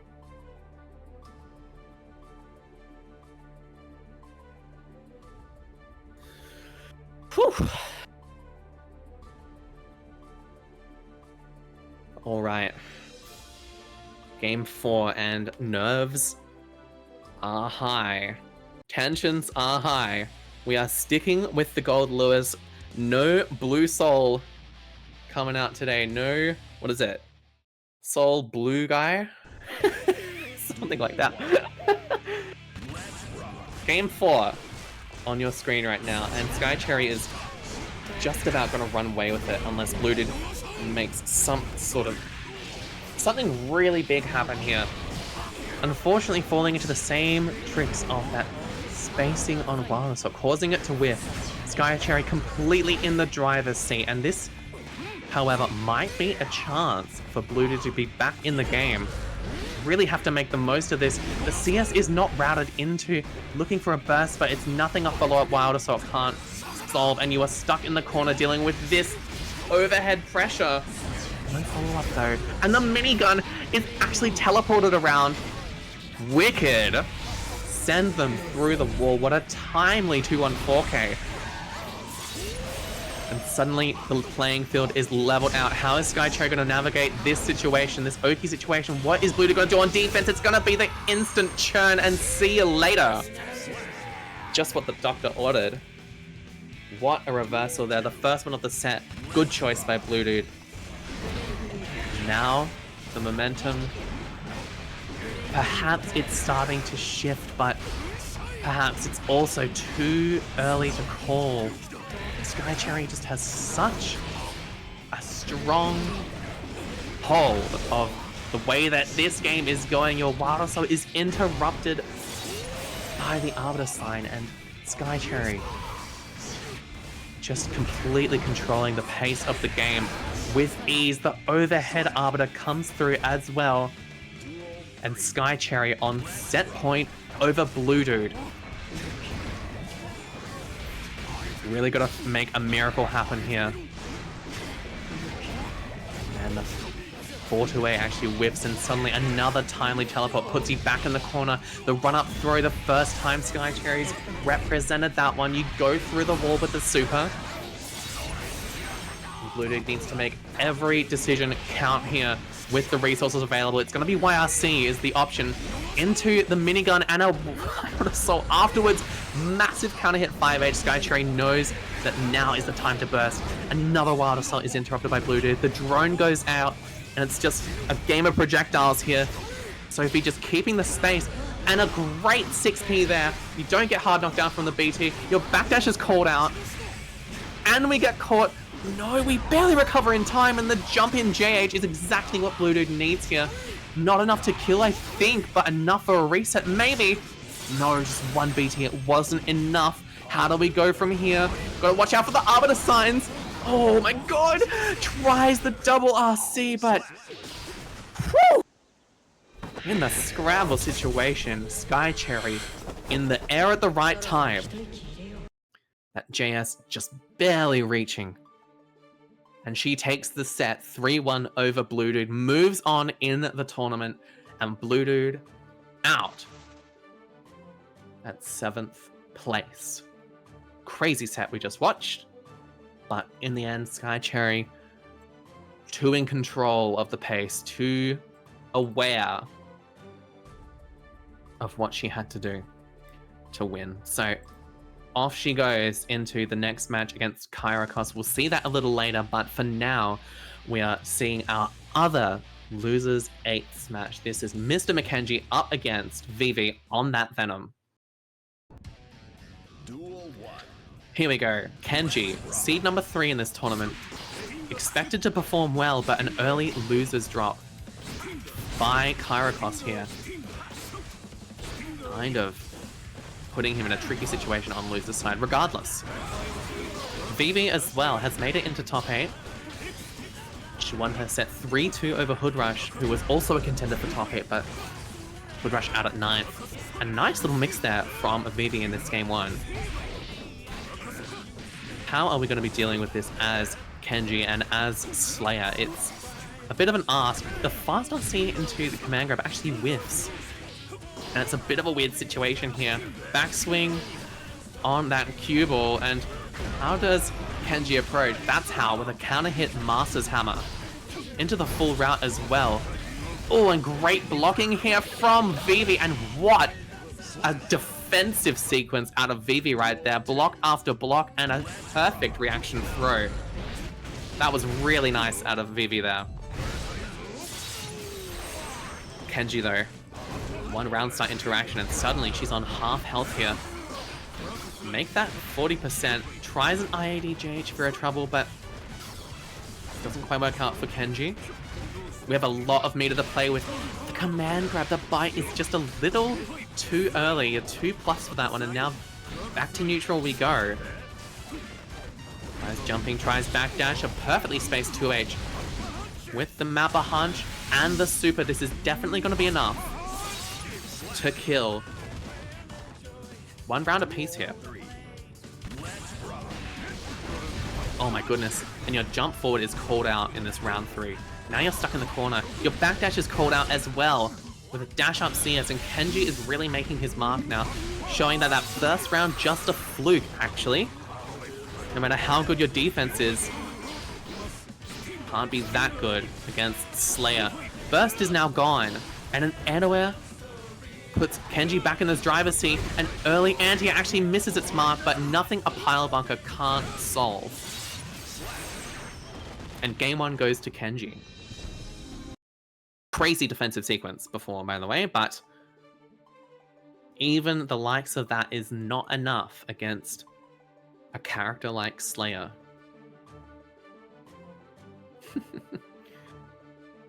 What's that one manga panel? No one who puts in effort can ever be a Nago main. Something like that. Well, turns out it applies to Slayer as well, and Vivi seems to know that her Venom, while impressive on a Fundies level, not quite enough to keep up with the Slayer. So back to the Bridget we go in this game 2.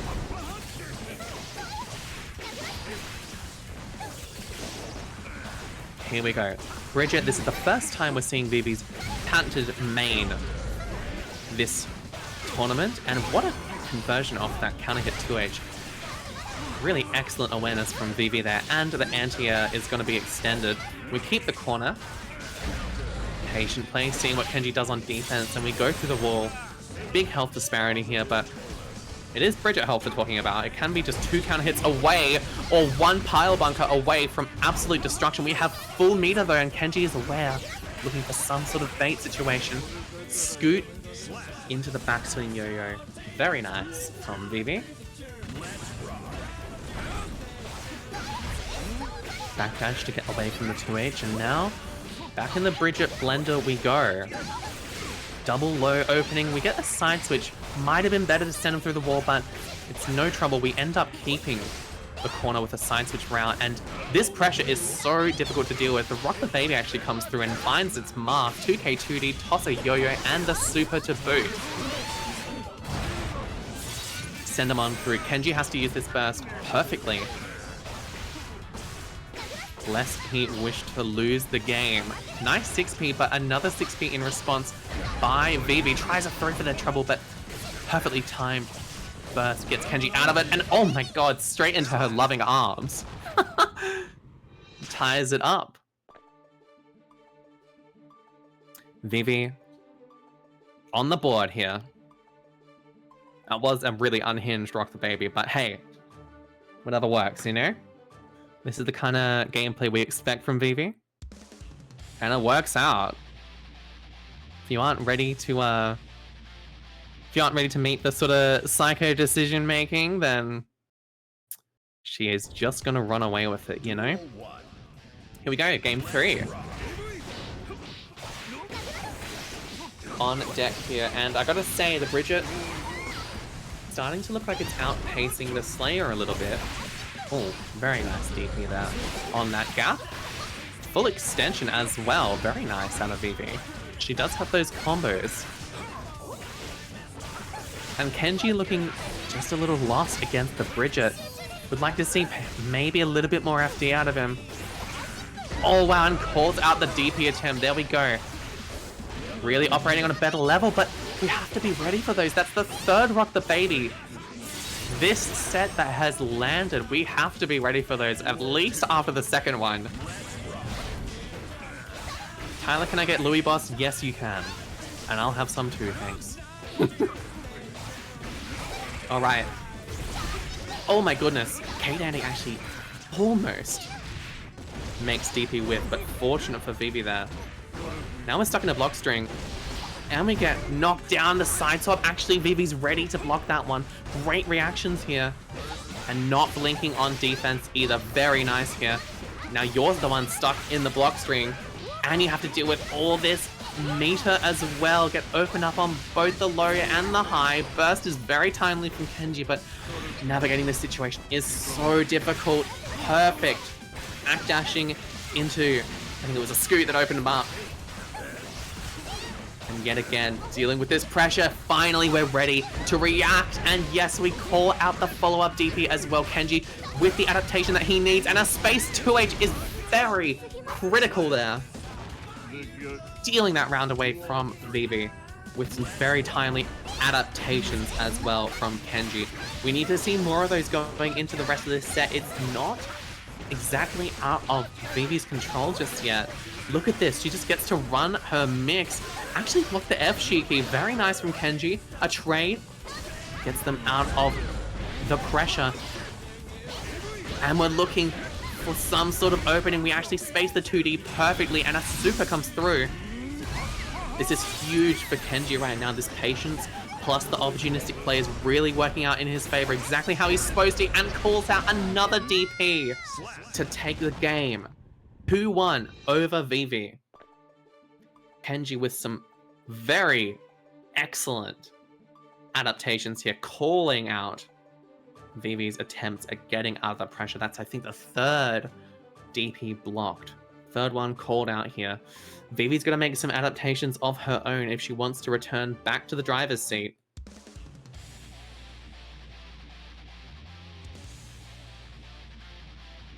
And Kenji seemingly found a little bit of a rhythm now against the Bridget. Now reacting to Rock the Baby.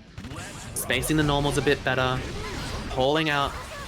Yep, Vivi's habits. Look at that. Impulse Gold Burst, Impulse DP, and it's just called out time and time again by Kenji. Look at this. You can't be rocking that baby in neutral like that. It ain't how it works. And now you're going through the wall. Tough out here. Kenji, one more opening is going to do it. What's it going to be? The backdash? PRC, your bite is actually mistimed and suddenly you get back thrown. Oh my god, and the Rock the Baby. I thought we'd adapted to those, but apparently not. That was even slower. Maybe try some cheeky mix, but in the end, just a mash out from Kenji. That could have been really bad, but Kenji now on set point here against Violet's Bridget. Ooh, tries a 2D out, but Vivi ready to take advantage. Low pressure, FD, good choice, and very nice mash on the Rock the Baby here from Kenji.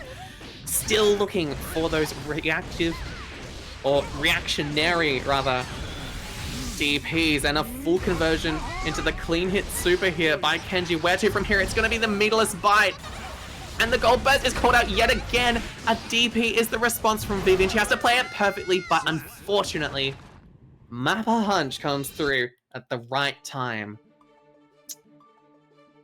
And Kenji knocks Violet out of the tournament. There she goes out at 7th place, making exactly the adaptations he needed to win that set. Very impressive stuff from Kenji. Good gameplay from Vivi as well, but unfortunately, too many impulsive decisions, too many exploitable habits lead to a set loss. That's just how it goes sometimes, but Well played by both, gotta say. Exciting set.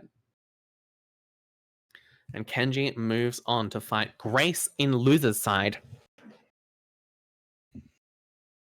For now, I think we are seeing our winners semi-finals. Olliedog and Wedbob, stop playing right now, or I will curse you for 1,000 years. Wedbob, get out of the room, man. What are you doing? Bobby, be gone. I'm about to cast fucking get the hell out of here spell. All right, get out. Banned from Valve. Might have to be. Oh my god, they've still got a round to go. This is ridiculous. People, listen. I'm a busy woman. I got places to be, people to talk to, readings to do, notes to take, events to run, Louis Boss to eat. As if you're playing it out. One of you just needs to, like, why haven't you just let go of the controller? You have a game on stream right now. I think we kill Wedbob. That's the only option. Really, that is just the only option. Well, anyways, thank you all for watching. This isn't the end of the stream just yet, but might as well be. The next set that we're going to be seeing, well, Kyriachos is stepping up to the plate, but yeah, it looks like we are going to be seeing our next loser's side match. Turns out we waited for nothing. Thanks, Olliedog. Thanks, Wedbob. You're both fired, all right?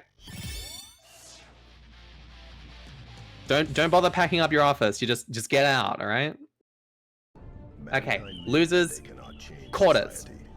So instead of reflecting on themselves, Kyriachos versus Skycherry, and you know what? This is the kind of matchup, kind of player matchup that you would expect to see in grand finals of one of our offline events. But here we are at losers quarters. Somehow, some way, after a couple different upsets, Kyriachos and Skycherry fighting for their tournament life. Game 1 is well underway here. And this kind of matchup, it's a tricky one. You want to keep Nago out as much as possible. Make them build the blood. And then just zone. A nice run up to S from Skycherry. Good choice.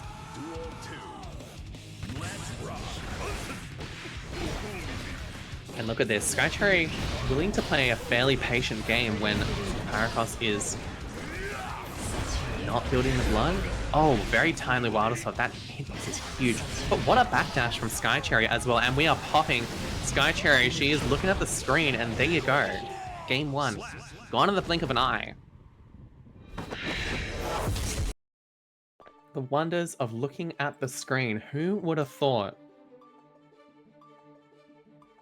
that it would work out and win you a game, huh? Is Kyriachos on Nago full time? Nope.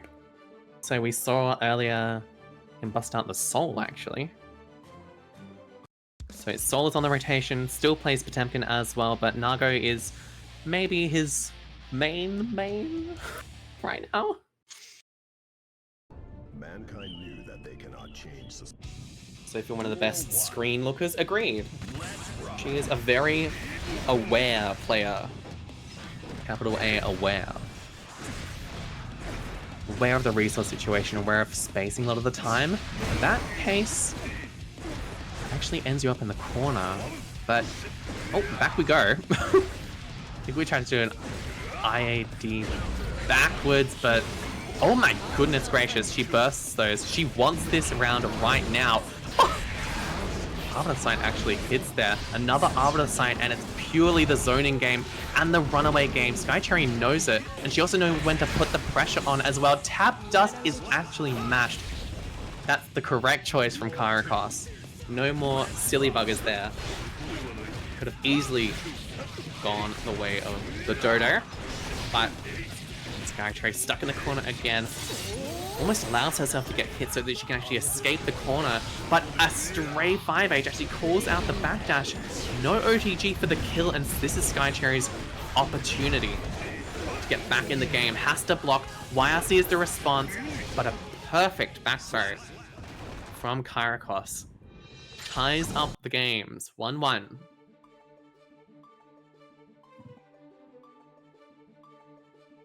Very nice. What we like to see? We like to see a close set.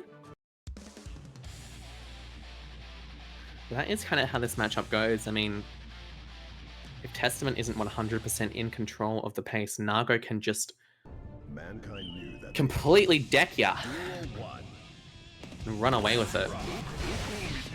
Accurate play required from both players here, but arguably more so on Skycherry. Look at these mind games from Kyriachos, by the way. 3 bites in this game alone. Tries to throw for their trouble, but 2+.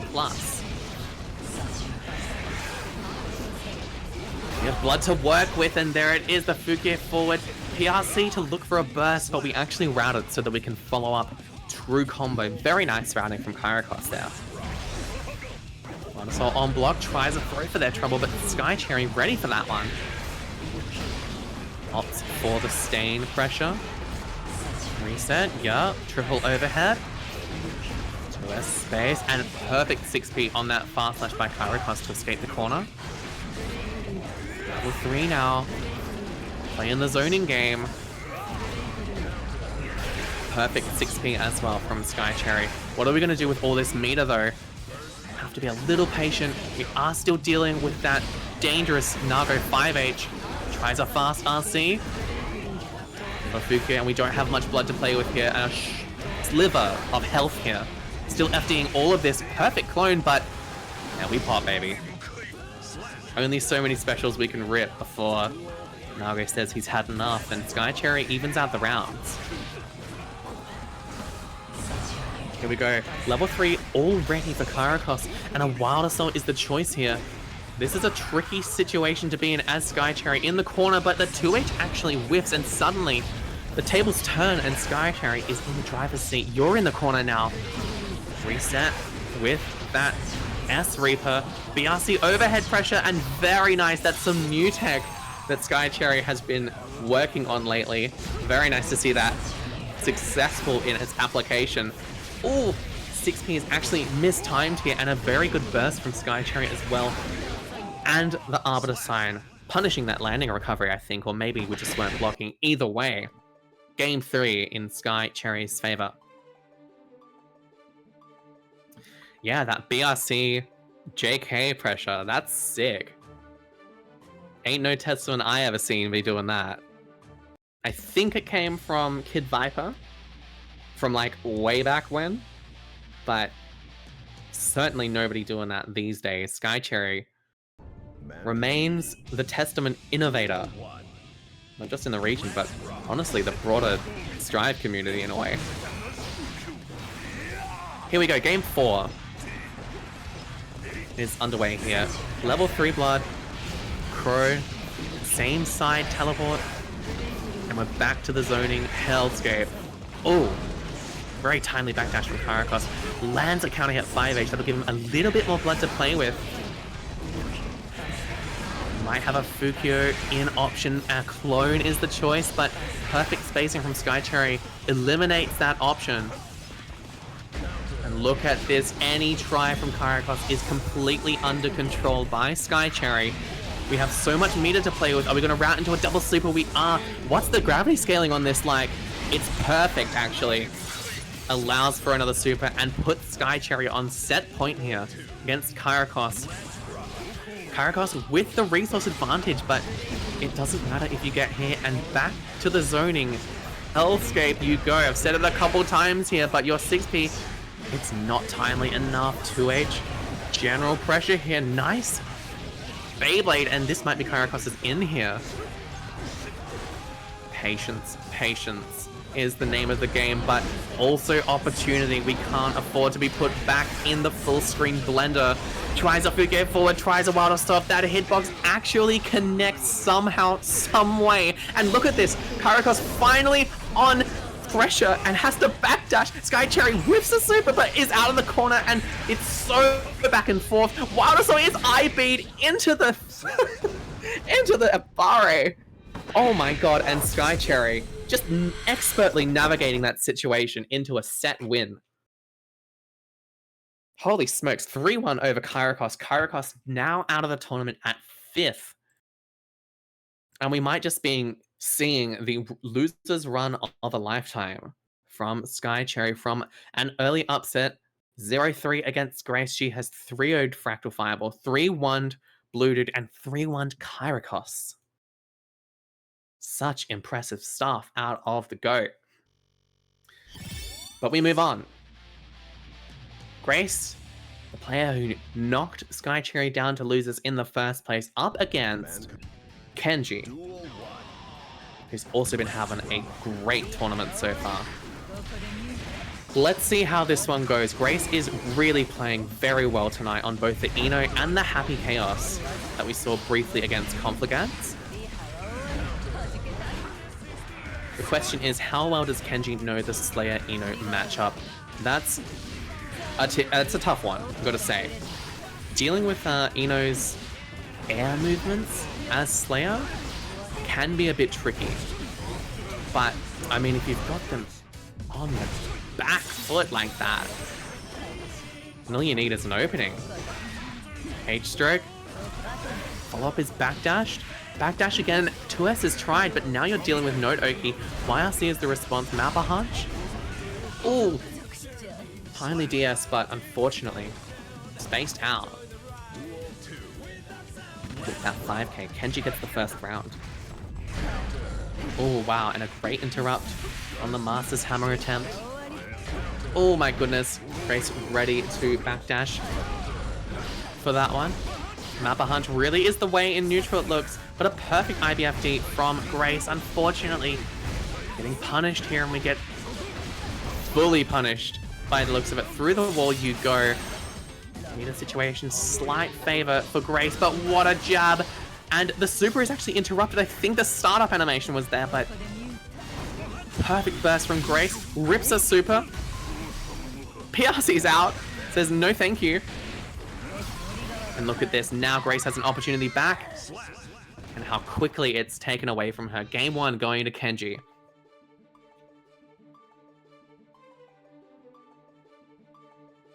Nice stuff there. Look, the Eno Slayer matchup. If you're not good on defense and if you're not able to create space against Eno, it can be tough, but... And again, she kind of is made of paper. Couple counter hits away from a full round, and Kenji makes the most of all of his openings. So there you go. Game 2 coming up. Duel 1. And the winner of this set as well moves on to face Sky Cherry. We could see the run back between Grace and Sky Cherry. I'm sure Sophie would love an opportunity for a bit of vengeance. But Kenji, not going to make it easy for Grace, gotta say. Already a game up. Grace still with 3 games to win, and look at this. All it takes is one opening and you've equalized the health off the loop. No, health is the same, never mind. After the following opening there, Grace opts for a reset, decides not to break the wall. MLA PRC, and the follow-up as well is going to send them through the wall and puts Grace up around here. Oh my goodness. Crazy choice to dive on round start like that, but it's that kind of confidence you need into a player like Kenji. If you're going to be winning this tournament, you got to play like you deserve the #1 spot. And Grace is playing like that right now. Send the super. Dire situation for Kenji in this game too. Blocks the 50-50 though, and reaction 6p. Very nice out of the Slayer. Another opening here. Comes through. Super as well. Through the wall we go. Grace has full resources here. What are we going to do with it? It's Deflect Shield is the choice. But a massive counter hit 2H and the RC as well. Kenji does not drop those. And there you go. Rounds tied up. That was really Grace's round to lose. And unfortunately she did Your stroke in neutral gets counter hit by the 2D, and again, Kenji's conversions are some of the best of the players in this tournament. What do you do against a guy who just knows what to do with every single opening? It's so tricky. The answer is to try and run your own offense, but Kenji's in a great spot to deal with this. The super is used just for the plus frames, and burst is used immediately afterwards by Kenji. A rough health situation here, almost has 50, and a tap dust RC. Perfect awareness from Mr. McKenzie to put him up 2 games over Grace.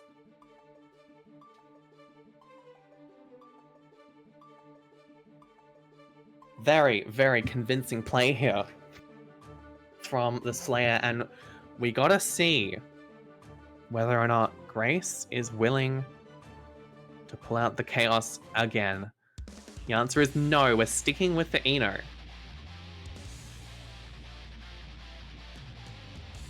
And I don't blame her. Her Eno is a force of nature, but Kenji just seems to have Grace's number in neutral, when she's on defense. Round start is one of those situations that Grace actually has going for her. The S-dive is actually working out, but follow-up situations, I mean, look, tries a 6H, it's with punish, now you're stuck in the corner. Dealing with this pressure, and a massive counter hit pile bunker is going to send you through the wall. Where to from here? We have burst. Are we going to spend it? Or do we save it for the follow-up round? It's actually just some meter defense for your Wednesday. Send them through with the full extension as well and get a reset for our trouble. Counter hit, caught mashing. Kenji has 100 meter to play with. It's deflection on defense. Send super. We're blocking, and the super is actually faded out of Kenji, but the 2H doesn't actually whip punish. One more opening. You get thrown on offense though. Well, the plus frames, one more 50-50, but we're actually backdashing. Kenji, in a crazy chaotic situation, ends up on top and on set point here against Grace. Holy smokes. Fortunately for Grace, she is at the advantage in this round. Oh, but what a jump in by Kenji, and now you're back in the corner. Look at this pressure so much. You are having to deal with instant pile bunker. I love that routing from Kenji, denying Grace any opportunity to burst, forcing her to lose 50% health. Look at this perfectly timed reversal out of Grace though. Oh, and the counter hit Hand of Doom. Where is the burst out of Grace? There it is on the 6H, absolutely perfectly timed. Are we looking for a burst? We are looking for a burst, but we actually get BRC thrown, and Grace is out of the tournament at 5th place, while Kenji moves on with a convincing 3-0. What a set we just watched. Such great play from Kenji. Was actually totally ready for the Eno matchup in the end. And Grace, after a great tournament run, some excellent sets into Sky Cherry and Conflagads, now out at 5th place. Congrats, Grace. Olliedog and Wedbob, get off the damn cab for real. I'm like not joking. Hashtag serious/serious. Don't piss me off. For realsies though. Oh my god, they're actually playing. Dude! When the ladder series happens later this year, we're going to give Olliedog and Wedbob a -100 penalty. That is my decree. And you have to follow it, because I rule Antiku with an iron fist now. No one can deny me that right to issue these penalties. But yes, the next match we are seeing eventually is going to be our winners semifinals. Just kidding, I mean winners finals against Olliedog and Conflagads. Can you get +100 to be really funny? Yeah, I'll talk to my people. My people will talk to your people, okay? Is this the beginning of tyranny? Girl. Yeah. this is just an extension of a long history of evil, tyrannical dictators in the net play scene, all right? I'm just doing my part. Okay, looks like Olliedog and Wedbob have wrapped up there. So Olliedog taking it 23 to 18 over Wedbob in a convincing fashion. Wedbob, get out now. Get out. You've pissed me off, man. You've irked me, bro. All right, winners finals. Olliedog versus Conflagads. This is sure to be a great set. I actually don't know which of these players has the edge over the other one. I don't recall these two playing very often, to be honest. Olliedog is our second seed and Conflagads our fourth, but really it could go either way. They're both playing so well tonight. The matchup as well. I'm fairly certain it's Ram favored, but I can't know for sure. I'm merely carried HC main. Here we go. Winners finals. The netplay number 18. Conflagads on the Ram. Olliedog on that patented Axel low. Who's gonna come out on top? Playing a bit of nooch to start us off, and we do rip burst instantly. Olliedog wants none of that, but in saying that, Conflagads actually pushes into the corner and finds an opening as well for a full conversion. 6H is the choice, and a backdash BRC very clean from Conflag. Going through the wall, tries a command grab for their trouble. And a very well-spaced Rainwater gives Olliedog a chance, but we're blocking in the air, and we punish you on the jump down. Toss a sword, and we just get JS'd. That's how it goes, you know? Just how it be. Ooh, very nice 6p round start from Conflagads. Open them on up. Flip, trade combo. And Olliedog now getting to run their pressure. There we go, coast to coast. See you on the other side. Axel Bomber comes through. Time for an air dash Axel Bomber again as well. And this is looking like a favorable round for Olliedog. I say that, but Olliedog instantly drops burst, not willing to gamble. He had a lot of health there to work with and meter, but whatever gets the job done. It does put Korn at a much better burst advantage though. Something we've really got to keep in mind in this round 3.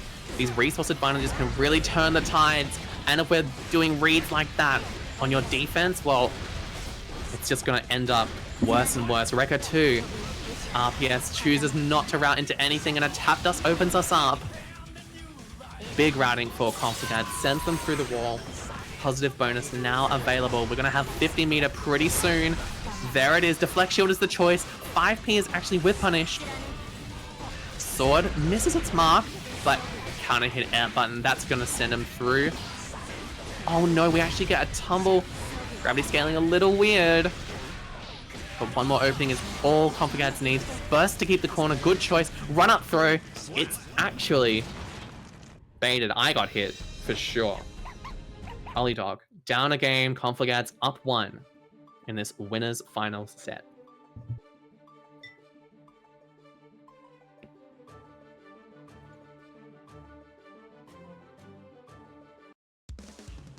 Faust can't even crawl the horizontal sword now.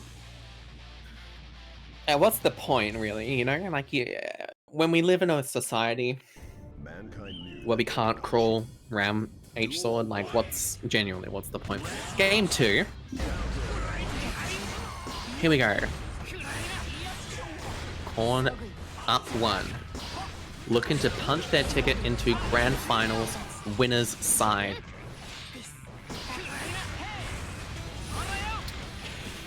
Those are the stakes here, and one of these players is going to be seeing Sky Cherry or Kenji in losers finals. Very formidable opponents here. Olliedog really turning the tides right now. A convincing round out of the Axel. Keeping that space. Retaining our advantage, but very nice counter hit from Conflagads. With the Wild Assault extension, you go through the wall. It's not completely dire just yet, but oh my gosh, we do actually whiff punish, not whiff punish, but just punish in general. That grounded snail, and through the wall you go again. Double JP. YRC is the choice by Olliedog, and it works out. But where to from here? Conflagads is absolutely ready to rip some sort of entry. Perfect 2S there, by the way. Oh my god, and the IAD to call them out and not instantly drop to the ground. A tap dust, and nice mix from Conflagads nets him around. Convincing stuff, but round 3 here. Olliedog, full burst. Space to play with. Keep zoning as much as possible. Try to find an in. Call out your opponent's defensive habits. But Conflagads ready to play the patient game. Actually gets counter hit on that 5H attempt, and we actually get opened up on the 4-way mix. BRC pressure. Overhead is blocked. Conflagads playing a great defensive game. Yes, we're getting whittled down though. And Olliedog knows it. Where to from here? We have to try some sort of Hail Mary situation, but the OTG 2H. And a perfect round. Olliedog gets a game on the board.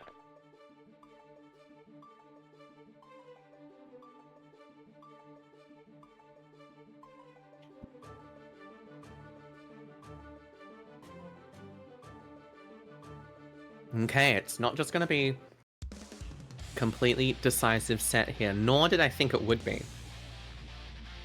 Nor did I think it would be. Of course, it was going to be a pretty close set between these two players. Very well evenly matched. Both of them playing very well tonight. Pressure's on though. Both of these players want to be on winner's side in grand finals. Game 3 on your screen now. Conflagads has already spent first. Good FDing from Olliedog. Forces Con out. One up throw is the try, and it works. Oh, but we get air-to-air there. Now Olliedog back in an advantageous situation. Health fairly similar, but what a flip PRC from Conflagads. Stuck in the corner yet again. IAD. Pressure. Playing patient, but the wild assault frame trap of all things helps Olliedog out. Health equalized. Burst in favor of Olliedog. Yeah, snail. Oh, but very timely 5k there. And just a simple 2p to close it out. That was a belabored round, but one where patience was key for Olliedog. And ends up on top here. Olliedog knows his win condition. He needs to keep space. He needs to control the pace of the game. Otherwise, it just ends up completely out of control. Stuck in the corner against Ramlethal. We're actually dropping burst here. Maybe inadvisable, but if we can keep up this space right here and now, and finding follow-up openings, that's helpful. But look at this. BRC forward, a BRC in response to keep yourself safe, and the flip. I just don't know if that burst was the play. Now look at the situation you're in. Rekka 3 perfectly spaced so it can't be punished. Oh, and the flip is the answer as well. A gambly burst there.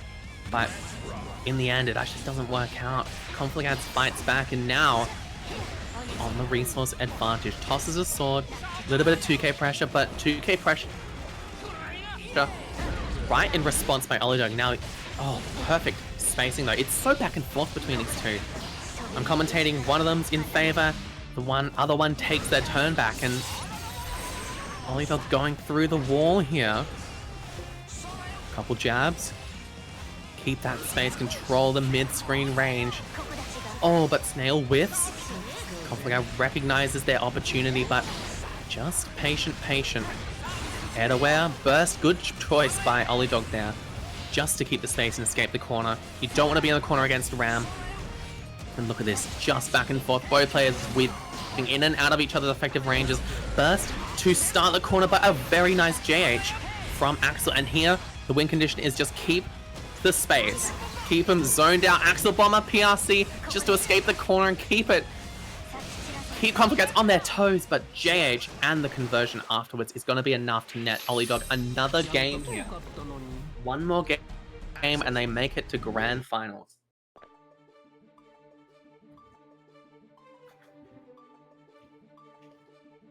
Man, and just navigating that kind of gameplay where both or that kind of game situation rather, where both players are very content to wait out and play opportunistically.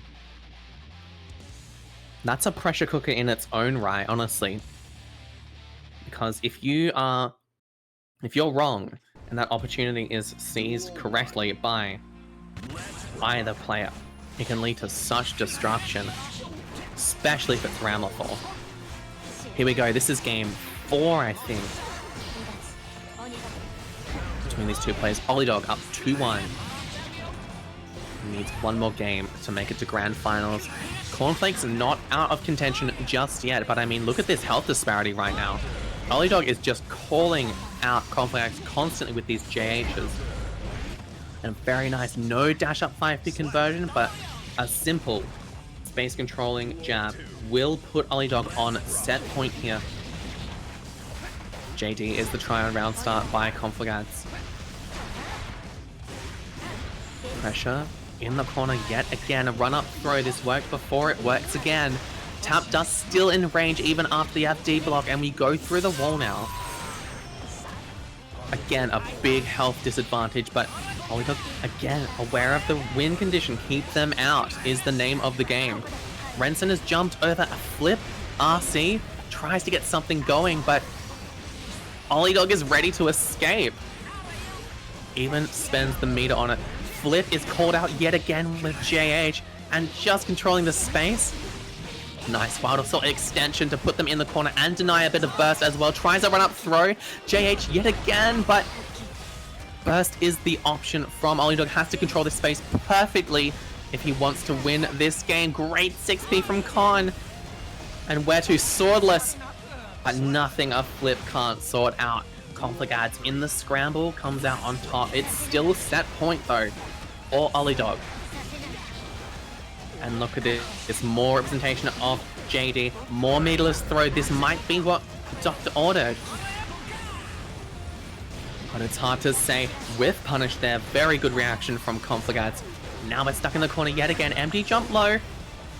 Hold all these swords, tries to call out a throw with a jump. Actually ends up converting and keeping the corner. The tumble means we don't break the wall, but a sword toss Flip. Conflagads equalizes the score here. It's 2-2.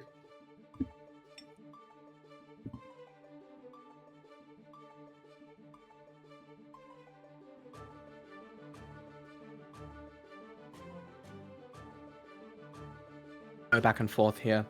DS really does nothing. Look, on sword stuff, kinda, yeah. You have to be a bit more. There's other situations you need to be using it on, but in the corner is not a great place for it. Duel 1. Have to see if Olliedog stays on this. Did I hear a gold burst? I'm sorry, I was looking at my food for this game 5. Here we go. Ooh, Renson 2 was actually dealt with. Unfortunately, Olliedog in the corner yet again. And Rekka 3 is punished. Back to full screen we go, but an IV on the air button and the back throw. Excellent reactions from Olliedog. TK Bomber, is that enough to kill? Yes, it is. What a punish from Olliedog. And that puts him back on set point here.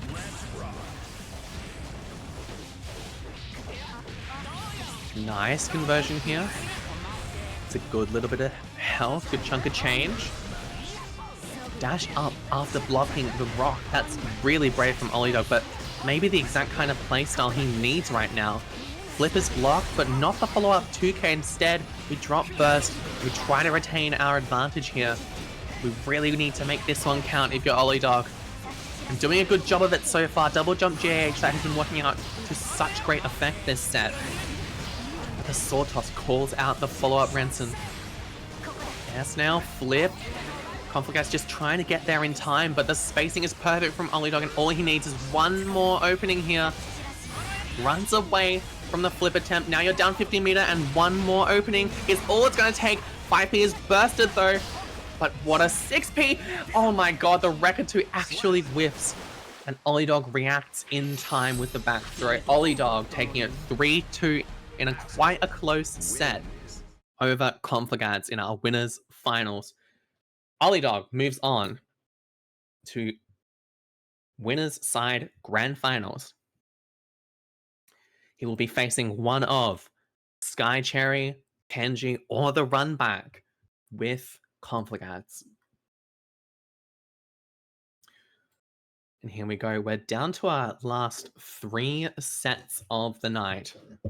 We have losers semis, which we're about to see between Sky Cherry and Kenji. The winner of this match fights Conflagads in losers finals, and then the winner of that in our last set up against Olliedog in grand finals. Those are your 4 best competitors tonight. Here we go, loser semi-finals between Sky Cherry and Mr. McKenzie. This is seed 1 versus seed number 3. And Sky Cherry has been having an excellent losers run so far. After the upset, she's really found her groove against a multitude of opponents. All of them just not knowing how to deal with Sky Cherry's immaculate pressure and neutral, but this is one way of dealing with it, is just finding that opening and playing Slayer, baby. BWA into the tap dust just to close it out. That's a great start for Kenji. And you can play as good neutral as the next guy, but if you get counter hit CS by Slayer, you are gonna die for it. It's just the name of the game, you know? Accidents happen, so we'll have to see. Excellent escape there by Sky Cherry, and the forward throw as well.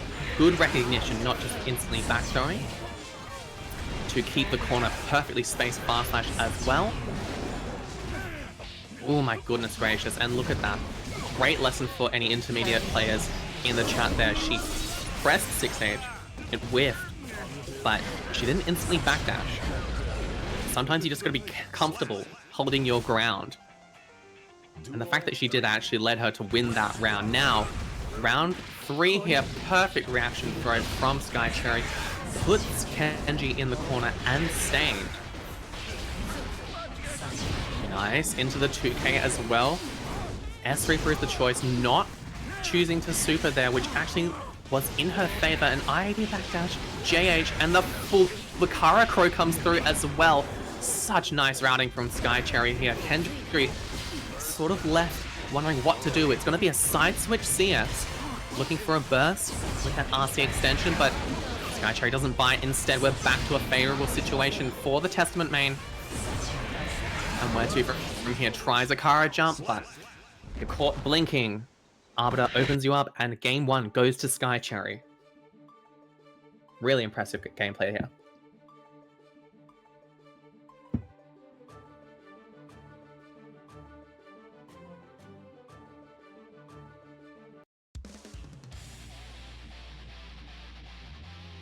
Here we go. Game 2. Tension high. Mankind. Duel 1. Let's rock. Sky Cherry completely in contention to win this entire tournament, I would say. Kenji on the back foot. Unfortunately, Dandy doesn't go the right way there, so what could have been a great opening could have been cut short. Never mind, the follow-up opening, rather, is gonna net him a perfect victory round in this game 2. As I said, it really only takes one counter hit for disaster to strike. What a pickup with that 2K as well. Sophie just playing kind of out of her mind right now. Welcome everybody from the raid. Gay Wolf Yuri, amazing name there. We are seeing an excellent set of Guilty Gear right now in our tournament. Thank you so much for the raid and for joining us. That BRC JK, we saw it once before in an earlier set as well. To great effect, Sky Cherry using this brand new tech on Testament. But Kenji able to find his way back in. If you're just joining us for the first time, welcome. We are Antiku FGC. We are currently in the middle of losers semi-finals in our 18th offline season. Netplay, what a 2K2D from Sophie. straight into the Calamity 1. And Sky Cherry really running away with this set. Such measured gameplay out of her right now, just controlling every single instance of interaction. What a throw, by the way, and look at that perfect spacing 6H RC to try and call out a burst. Kenji doesn't bite. But this is such a favorable situation for Sky Cherry. Burst comes out, and we barely build the meter for a burst bait. Sky Cherry playing perfectly right now. My god, what a set that was.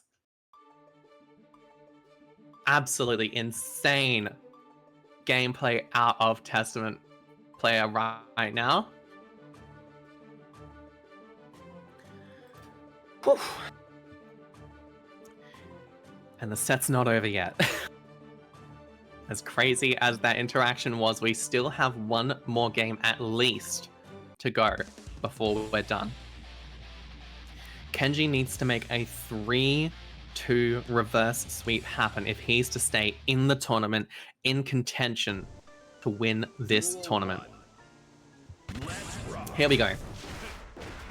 It is such a massive mountain to climb. This 3-0 task ahead of you, but Kenji, Slayer, he's well equipped to make it happen. Here we go, game 3 on deck right now. Burst gone on the side of Kenji, but Sky Cherry now having to deal with corner pressure here.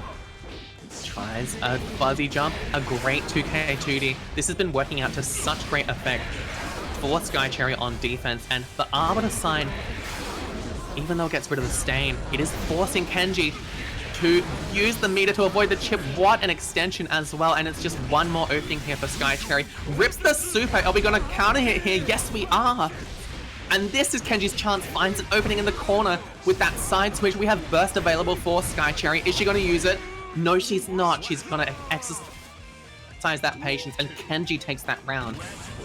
Absolutely thrilling round, that one. Counter hit 2D is going to be bursted. That's why Sky Cherry saved it, but Kenji with a counter hit 2H right afterwards put Sky Cherry back in the situation she didn't want to be in. PRC pile bunker. Look at this opening pressure. Opened up, but what a backdash here. Sky Cherry really pulling out all the stops here to reclaim some momentum. Kenji is kind of being left back, or let back in the game after 2 very convincing games where he was completely shut out. You do not want to give this guy a chance, and Sky Cherry is not going to let that happen. Look at all this pressure, side swap as well. Kenji with burst to play with. TP comes through so Sky Cherry can escape, but it's an IAD JH and the same side opening. Kenji on the board. 1 game on the board against Sky Cherry's 2. We are going to a game 4. It's not going to be a clean 3-0. It's going to be a scrap fest between these two. And this is how it goes against Slayer, man.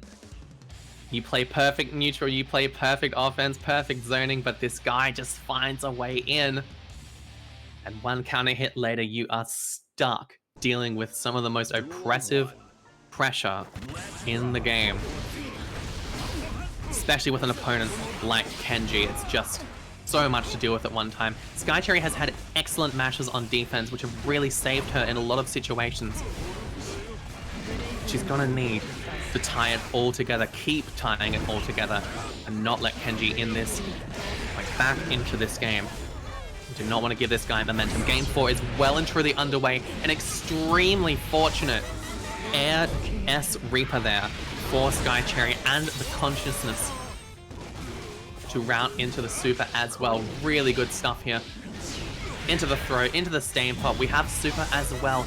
The scaling on this is a bit crazy from the throw. It's not enough to kill, but a really favorable situation here for Sky Cherry. Where to from here? Tap Dust is actually YRC'd, but the K-Dandy pressure instantly called out by Sky Cherry with the fast slash, and we are on set point here for Sky Cherry. Big counter hit 2H is actually bursted. We retain the corner pressure. The perfect mashup with that 5k 2D side swap. And look at this. So much of your health just completely gone. 6H actually whiffs, but all it takes is 1 more opening. Sky Cherry has to play the patient zoning game, I think, here. really control as much space as she possibly can, looking for any sort of mix-up, any sort of opportunities to control the way Kenji moves. And she's really making the most of it, actually forcing a burst out, and now anti-airing with the Reaper. It's actually looking far less likely that Kenji's gonna stick around this game. The TP side swap! And that was an absolute masterclass of locking your opponent down. Every Testament in the chat should go back and study that one.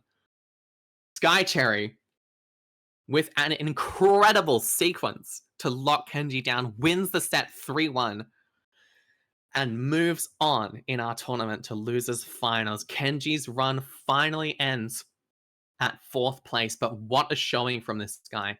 Such convincing gameplay and such dominating gameplay in all of his sets. But Skycherry, she is just the immovable object tonight.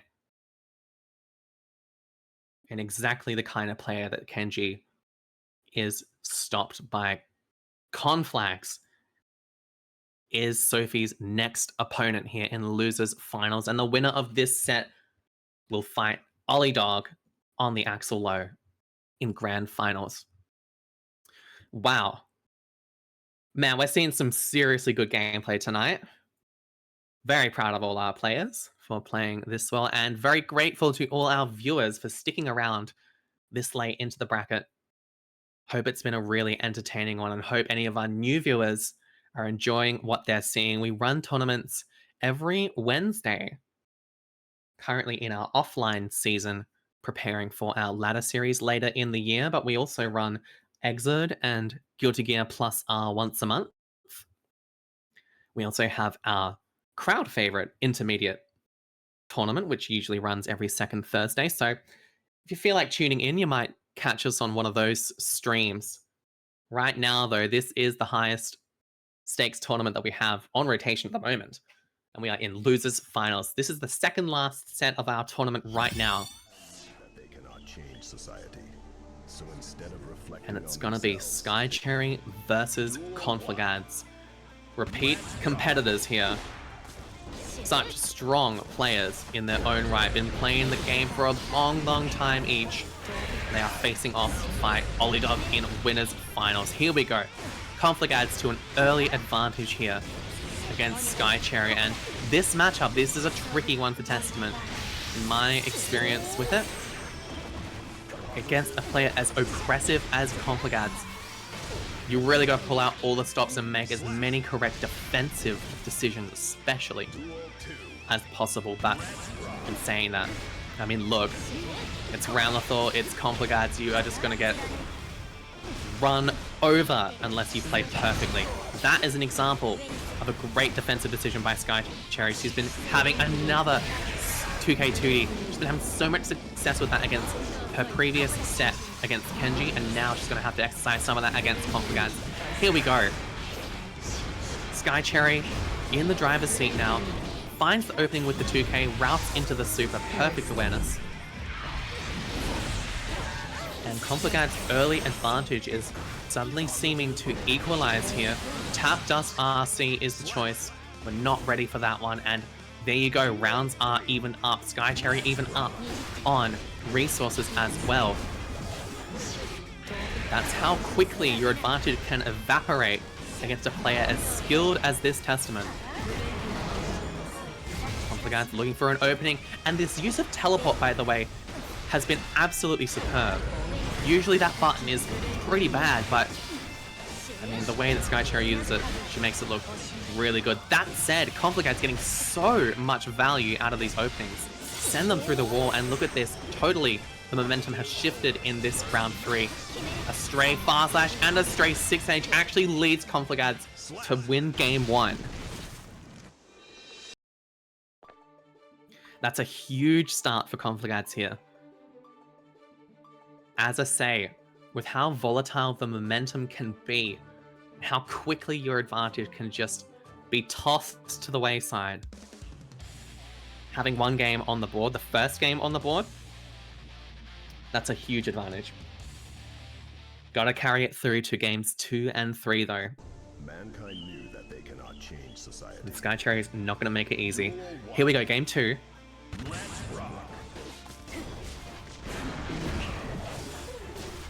Just playing a little bit of footsies to start us off in this game 2.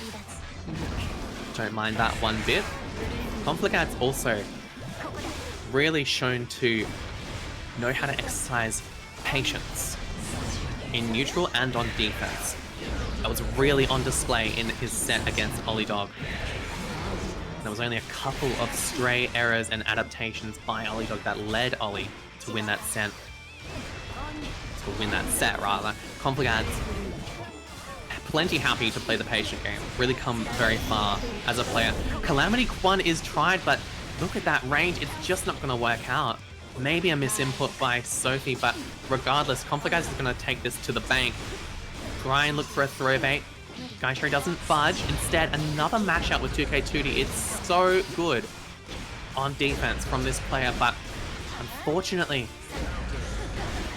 maybe not so fortunately. Look at these. The nerves are so high. So many combos just being dropped, but look at that. The first reaction to teleport from any player tonight, and Conflagads is finally ready to throw those ones. Up around, Conflagads now starting to really build some momentum against our Testament main. Oh my gosh, and the sword toss to call out that S-Reaper in neutral. This really looks like Conflagads set right now. It was looking equal, but sword toss and a simple round 2, game 2 on the board for Conflagads. Man. Skycherry's playing well too, you know? Like, it's... neither player is really making too many mistakes. But, in saying that, you can see the nerves in action right now. It's tricky out here having to wrangle those. Especially against a player like Conflagads, who takes such good advantage of your mental state. Here we go, game 3, and Skycherry is presented with the task of winning a reverse 3-2 set against Conflagads' Ram. Huge mountain to climb for the test player, but if anyone this bracket can do it, she can. That said, it might almost already be your fate sealed. Conflagads is just not letting up. Look at this, you're stuck in the corner instantly. 2K has to be blocked. Mash out is tried, but look at this. Conflagads controlling space so well. The walk back, so much confidence out of this guy, and we are already on set point here against Skycherry, our #1 seed. Can she make a miracle happen? We'll have to see. Full extension for Conflagads. Splat in the wall, send you through. We're already at half health. We have burst to play with, but we have to make every decision count. Opened up by the flip, but not quite. Looks for it. Yes, Conflagads is watching the teleport, and there you go. The burst is perfect, but we need everything else to be just as perfect. That is not the way forward, though. Conflagads is going to take that to the bank. Send you through the wall with the Mortar Bardo, and it's just one opening left here. Skycherry with her back against the wall. The deflect shield comes through. A perfect mash. This might be her opportunity to make something incredible happen. Perfect routing as well.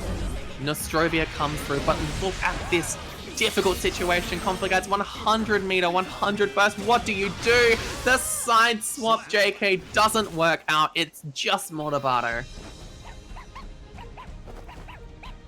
And Conflagads takes losers finals 3-0 over Skycherry. Incredibly well played by both players. But Conflagads just so in control in that set. By the time the first game ended, it really was almost fate sealed there. Total momentum shift. We are at grand finals here for OCE Strive Netplay Tournament number 18. Olliedog on winner's side up against Conflagads on the Ramlethal Valentine. We're finally here. This set is guaranteed to be a good one. We saw these guys in winners finals. We're seeing them again in grand finals. Here we go. Olliedog versus Conflagads. off to the races. Game 1. And Olliedog, if you recall from Winners Finals, Ollie's control of this mid-range and full-screen space was just immaculate. It led to him really managing control or managing Conflagads' approaches in a way that Conflagads just couldn't approach. Here, though, it looks like Conflagads has made adaptations and learned from that set.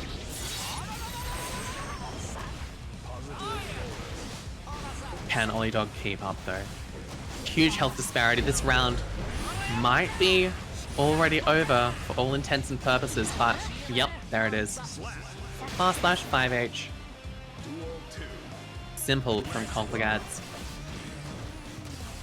And if Conflagads keeps up this momentum, we just might be seeing a Grand Finals reset tonight.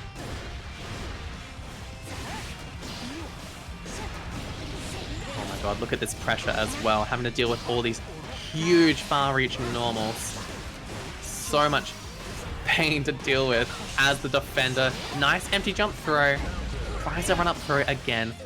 Olliedog looks for the burst, but no, Conflagads doesn't fight. We can't be baiting like that, and we bait out the gold burst. Red to a T. Conflagads taking game 1 in Grand Finals here.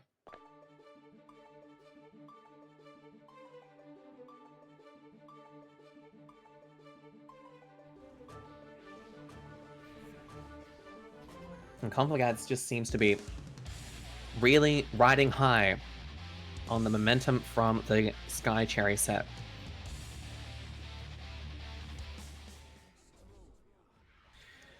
Absolutely storming the bridge right now. Olliedog's got to keep up. Olliedog been chilling, having a fairly straightforward bracket. I mean, Conflagads did give him a run for his money in Winners Finals. Both gold bursts come out, by the way. So maybe Olliedog's not 100% activated, but Conflagads, well and truly. So you really gotta wake up quick. And look at this, Olliedog, not asleep at all, baby. Ready to convert those. What a conversion. Olliedog takes that round in game 2. But a big counter hit 5H. For Con, we are spinning the WA to get the full wall break route here. Mortabado to boot. We want to run that hard knockdown. We've got positive bonus, and this is looking like a really tough situation. That's dead. Great deflect shield here by Olliedog. How far can your normals reach? How unfair is it? Look at how far this 5H reached and put Olliedog in the corner. Mortabado is the choice on defense, but actually Olliedog's ready to take advantage of that. Now we're back to full screen Axle Bomber on block, but air block, so we can't punish. Oh my goodness gracious, what a PRC from Olliedog. Amazing awareness. So that we don't get the 5P counter hit. Now we're back in the corner though, and deflect shield is the choice yet again though.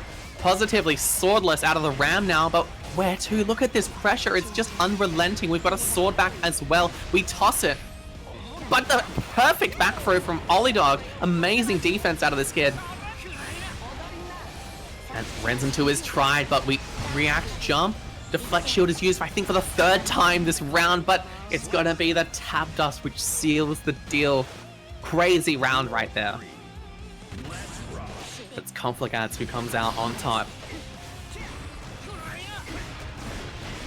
Alrighty. Round apiece. Bit of risk for Axel Low, but that's going to go down by keeping space here. It's gone now. Toss a sword. Run some pressure. Toss the other sword. Run up, throw. Conflagads getting so much value out of that, not just in this set, but in previous ones as well. Oh, and a flip RC. Just absolutely sending a rare drop from Conflagads in the combo though. And the YRC is baited. You get sword exploded. Actually might not be what Conflagads wanted. Might have wanted a CS starter instead for the punish, but this gives Olliedog a chance. And it's quickly taken away. Conflagads taking game 2 and setting himself up for a Grand Finals reset.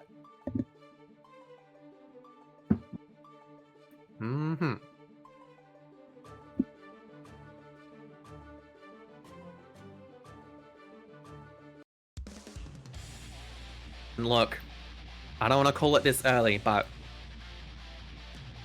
Korn has really been putting everyone in the blender. tonight. Duel 1. And it's looking almost a bit unstoppable at this stage. Olliedog's gonna have to recalibrate, make some changes, and stop Conflagads dead in their tracks, or we are definitely going to be going to a reset. The rabbit dog needs to be controlled here, I think, and look at this. Just a couple normals and we're almost at similar health. Great jab, keep the space, keep the zoning up. Air snail, PRC, great choice by Olliedog. Now down a sword, and down a lot of health as well, but a perfect flip there. Doesn't matter, we're just not in range. Olliedog scrapping back, takes that round in this game 3 scenario. Jump forward, JP, JP, JP. Here we go. Pressure.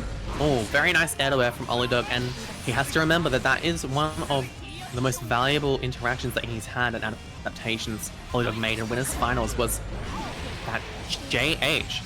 So much value out of that one. Very nice 2S, by the way, and look at this. Already down to 1, maybe 2 more interactions, possibly. A couple jabs is all Olliedog needs, but he has to weather the storm of Conflagads' pressure here. More Splat and Mortarbato is the choice as well. But we have a lot of resources to play with. Olliedog. BRC backwards. It's bursted. We want this one right here and now. 5P might find its mark, but not enough to kill. Air hit. One more button is going to do it. Oh, and there it is. Very, very opportune moment for Olliedog to strike. And he is on the board in our grand finals.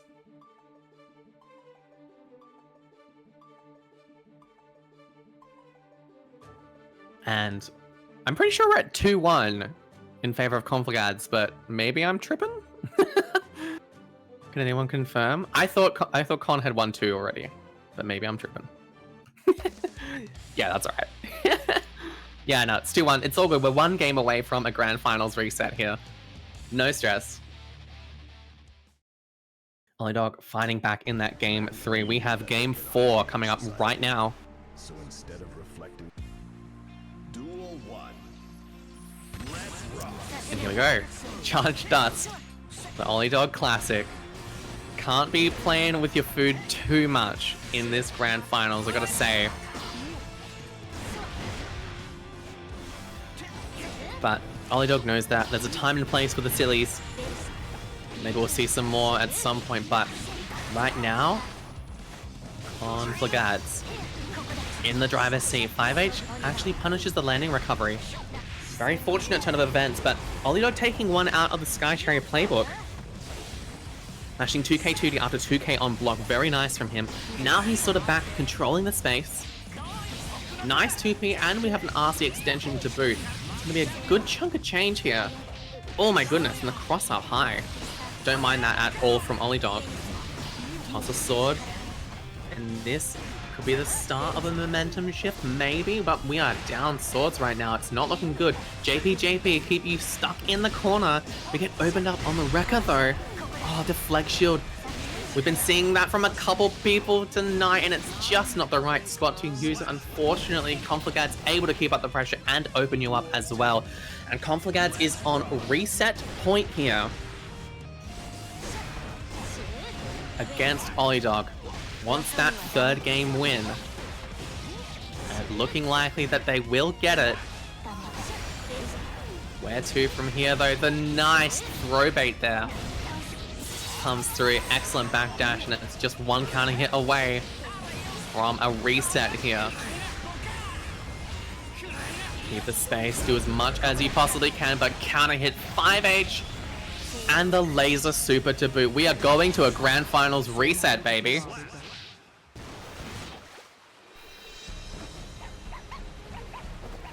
Amazing.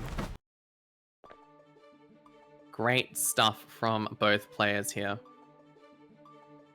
But Conflagad's really looking super strong right now.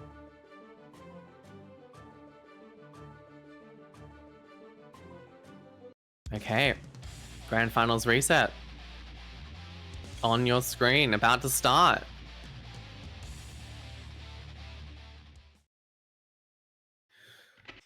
Mankind knew that they cannot change society.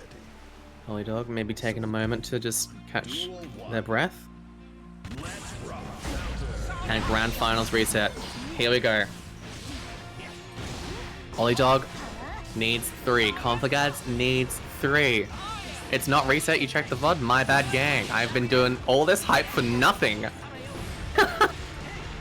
I could have sworn there was another game in there. So sorry, dear viewers. We're still in the original grand finals. It's 2-1 in favor of Conflagads. And look, Olliedog might just make me eat my words right now. Because that round was really convincing. The last thing Olliedog wants is a reset, in fact. Oh, and what an anti-air there from Olliedog. Look at this.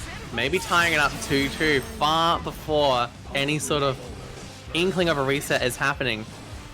God, this game is going so fast. These players are playing so fast. The command grab OTG is bursted, but look at this. Axel Bomber is tried.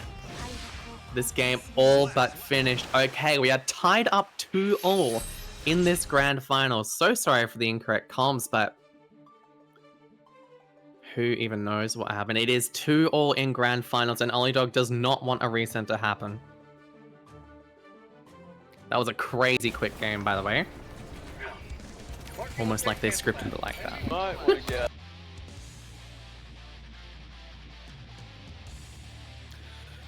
Oof, okay. Lock in. Game 5 of grand finals here. Will we see the tournament end right here and now? Or are we gonna see the reset from Conflagads? It could go either way. Olliedog with a resource advantage, but health similar. Gold burst available. Backdash is called out with the Renson, and we have a time stop combo as OCE on the other side here. Oh my gosh, what an extension from Olliedog as well.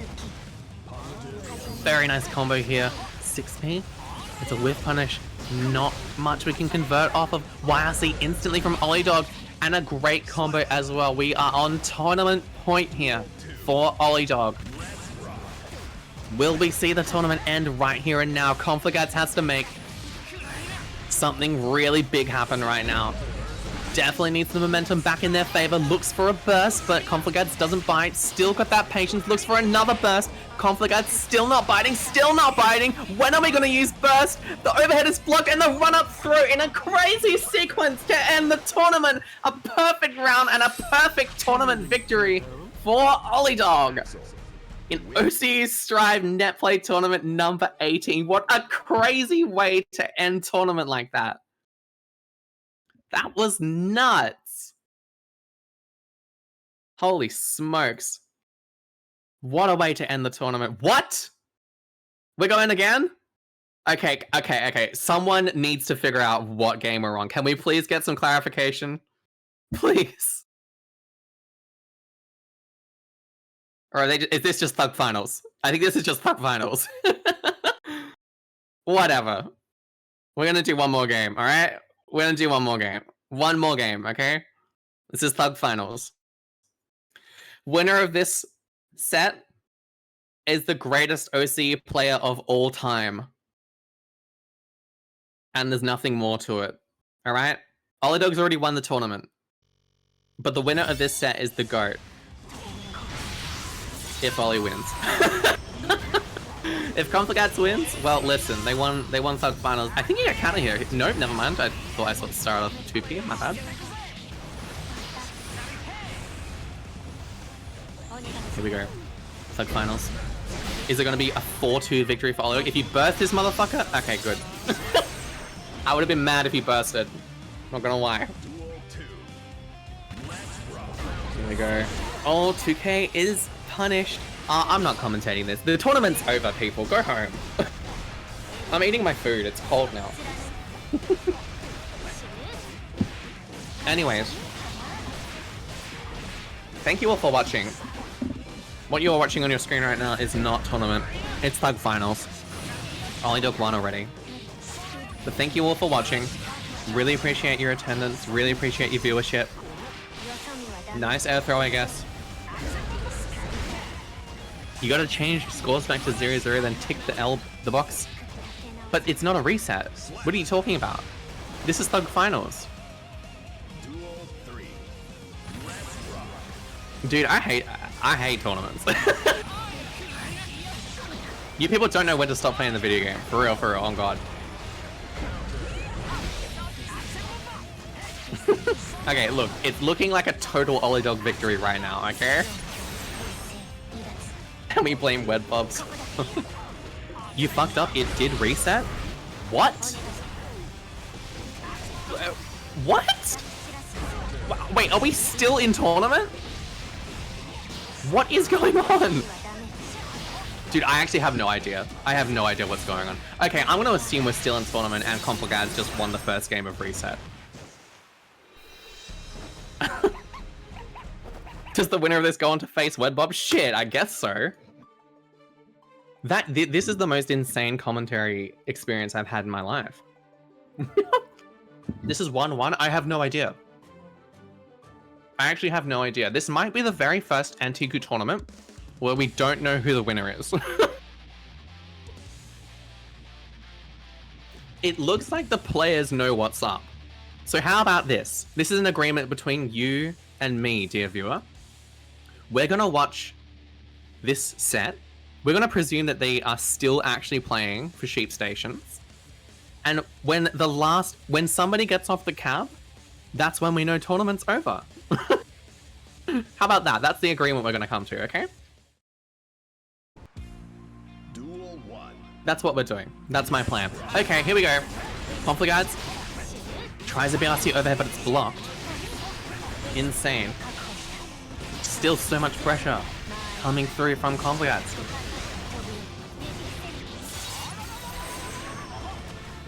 Okay.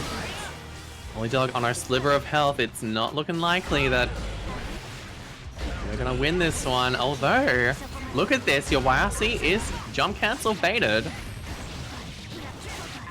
Axel Bomber as well. RC looking for a burst perhaps, but here we go. A huge health deficit is actually equalized just about, and oh my goodness, nice block on the flip as well. And all of a sudden, Olliedog in a favorable situation. There you go, winning that round somehow, some way. What on earth? Duel 2. Let's rock. Gosh, Gold Burst comes through. Current score is 2-1. There you go. In whose favor? Oh, Olliedog's favor, I see. Alright, well, Olliedog's on tournament point, by the way! Olliedog on tournament point here. Let's get some hype going. Olliedog just needs this round to win the entire tournament. For real this time. But Conflagads is not making it easy. Send them through the wall, and what a 6p in the post-wall break situation. Olliedog still on tournament point, but Conflagads wants to take it to a game 5. Pressure, sword toss, flip, it's all blocked. It's all good on the side of Olliedog, and another 2k duty. It's so opportune. By Olliedog, your throw gets baited though, and that is not what you want to see. If you're an Olliedog fan, run up throw. Conflagads trying to bring this to a game 5 situation. Just really trying to make my dinner as cold as possible. But here we go. Olliedog trying to rescue me. Trying to keep that space, and look, the health is so low. It might just be Olliedog's tournament here.